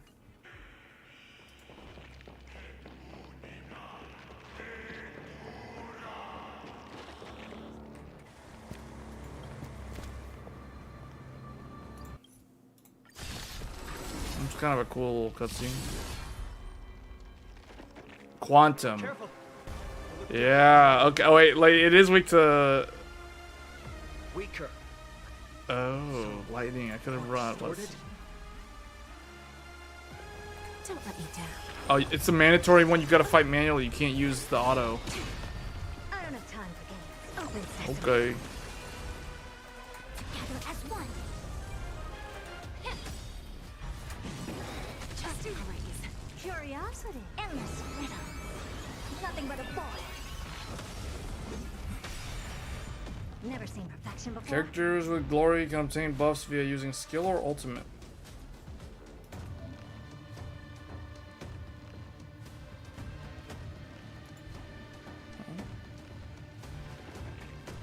So what do I want to do? Expand your thinking. Watch it grow. How do I use the glory? Huh? How do I use the glory ability? I don't have time. We have a deal. There's no backing out now, for me or you. The truth burns clear as if everything in this world is bleeding. Open sesame. Just graze. All things in this world, human creations.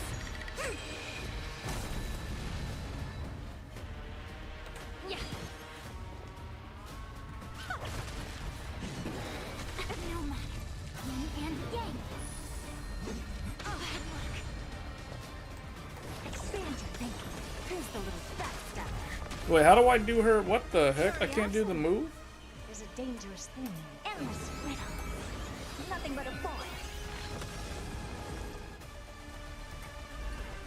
Converge and awaken. Never seen perfection before. Open sesame. Glimpse the unknown. Give an inch and they'll take a mile. Do I need to put this on her They again? always deliver. Oh, yeah, okay. Yin and yang. The truth for everything in this world is bleeding. I don't have time for games.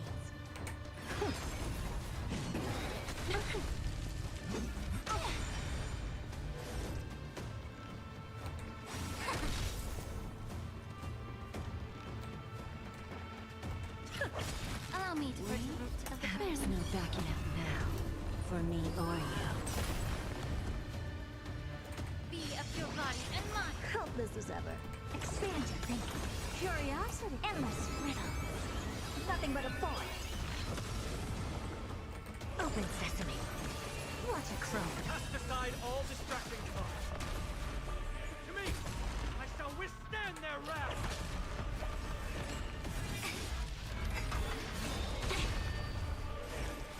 What does this do? Wait, what? Woes of many morph to one. Deals quantum damage to all enemies. Triggers. Oh, that's just her. Why is it telling me this? The heck? Hesitation only breeds together as one. Yeah. The truth. Everything in this world is bleeding. All things. Wait, why am I getting? Okay, I don't know. I don't know why I'm getting so many stacks of the old. I really don't know how that's happening. Nothing but a boy. All I know is Herta's doing all the damage.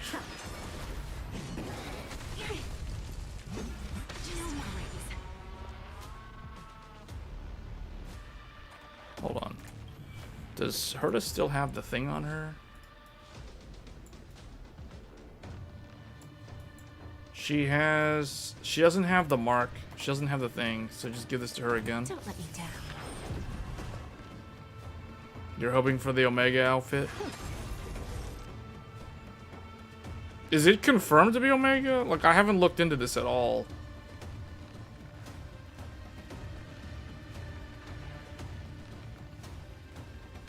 It was probably planned a long time ago, though. Before maybe even... Well, no, I don't know. I have no idea. It was probably not that long ago, but still.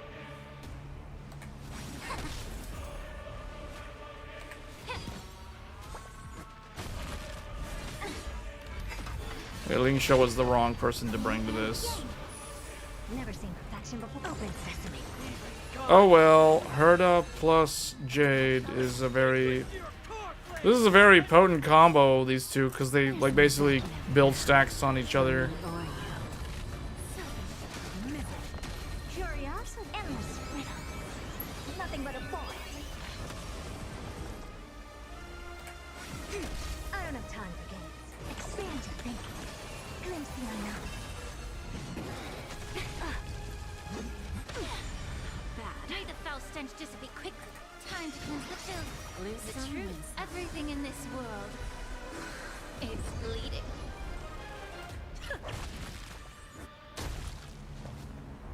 Open sesame. Allow me to purge the root of the problem. Yeah. Curiosity. Yeah, this is probably gonna finish the boss off.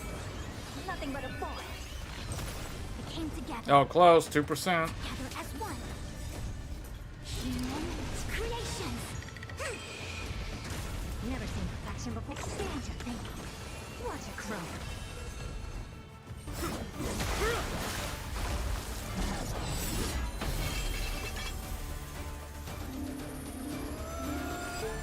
Move.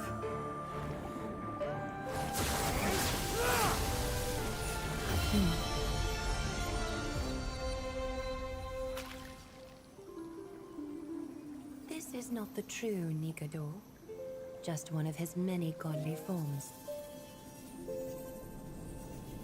The core flame isn't here. This is like World of Warcraft Battle for Azeroth style.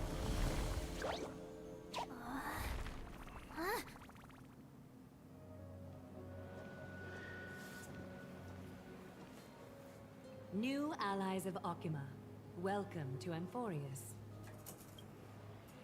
Huh? While this welcome banquet is far from elegant, it has helped to remove any misgivings that we had. From this moment forth, you shall be treated as distinguished guests of the Holy City and of the Chrysos as... I guess it's Lady... What's her name? Aglia?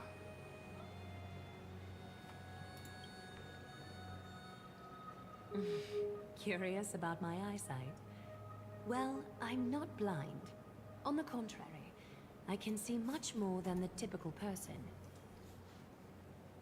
Those with golden blood always have something extraordinary about them. For me, it's perception. I don't need light to measure the world. The wind carries messages along golden threads, delivering countless sensations to my fingertips. Just like how at this present moment, the virtues possessed by the both of you have turned into a warm current that pleases my skin. She sounds so cultured. What?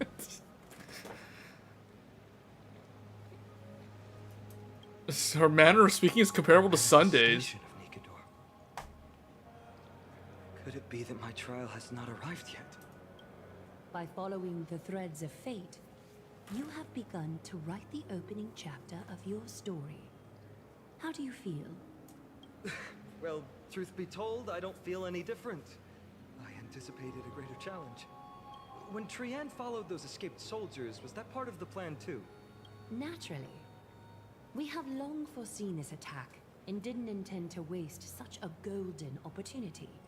After Nikador succumbed to madness, their fortress disappeared into the fog, with no one being able to... Nikador succumbed to madness. I wonder who that sounds like. They have acted out of character and attacked Arkema of their own. Maybe somebody from Elden Ring Night The Rain. Holy City shall also uncover their hiding place and sound the horn of retaliation. What an intricate plan indeed. I gave my word that after the situation stabilized, I would reveal all about Amphorius to our allies. However, given that Okima has just barely survived a calamity, and there are still many shaken citizens who need comfort, Aglaya, would you mind taking care of this in my stead? Distinguished guests, since you have spared no effort in aiding the Holy City, I will naturally take care of you as well. I've woven many unforeseen events into the tapestry of fate. This is but one instance. You two can find me at Marmorial Market after you've grown tired of listening to her tales. In any case, I owe you my hospitality.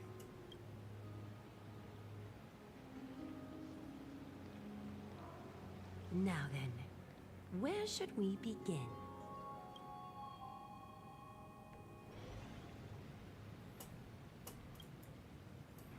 Well, I would like them to be able to just walk around normally. No problem. Go ahead. Huh. With this space anchor on Amphorius, we've taken yet another giant step on the path of the Trailblaze. What an interesting way to mark the start of your journey. I grow more and more curious about your cause. But, please, let me first properly extend my hospitality to you. The conversation we must have will likely be quite lengthy, so why don't we go somewhere more suitable for that?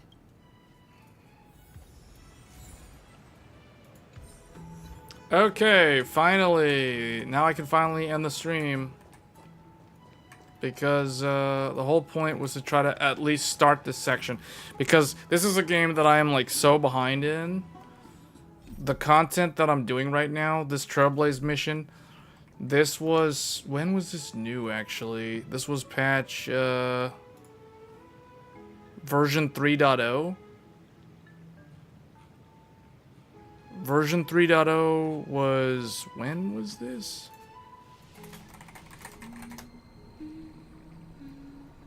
January 15th. So we're doing content that was new in January. That's how far behind I am in this game. But anyway. Okay, well, I'm actually kind of satisfied as this is a good stopping point. I was trying to get to the point where I have a space anchor. Finally, I have a space anchor. Okay, we can stop playing now. It only took me like 3.5 hours. Although the first 90 minutes or so was grinding materials. So anyway, guys, that's gonna be it for this stream. I will see you guys on Tech Thursdays. We're gonna talk about Gamescom. We're gonna talk about probably that Final Fantasy collab thing with Monster Hunter and some other games that are announced. So stay tuned for that. When we do Tech Thursdays, it'll actually be in the midst of Gamescom. I didn't know it was this week. I thought it was next week, but apparently it's this week. So yeah, I'll see you guys at Tech Thursdays. Till then, take care and see you then. Thanks.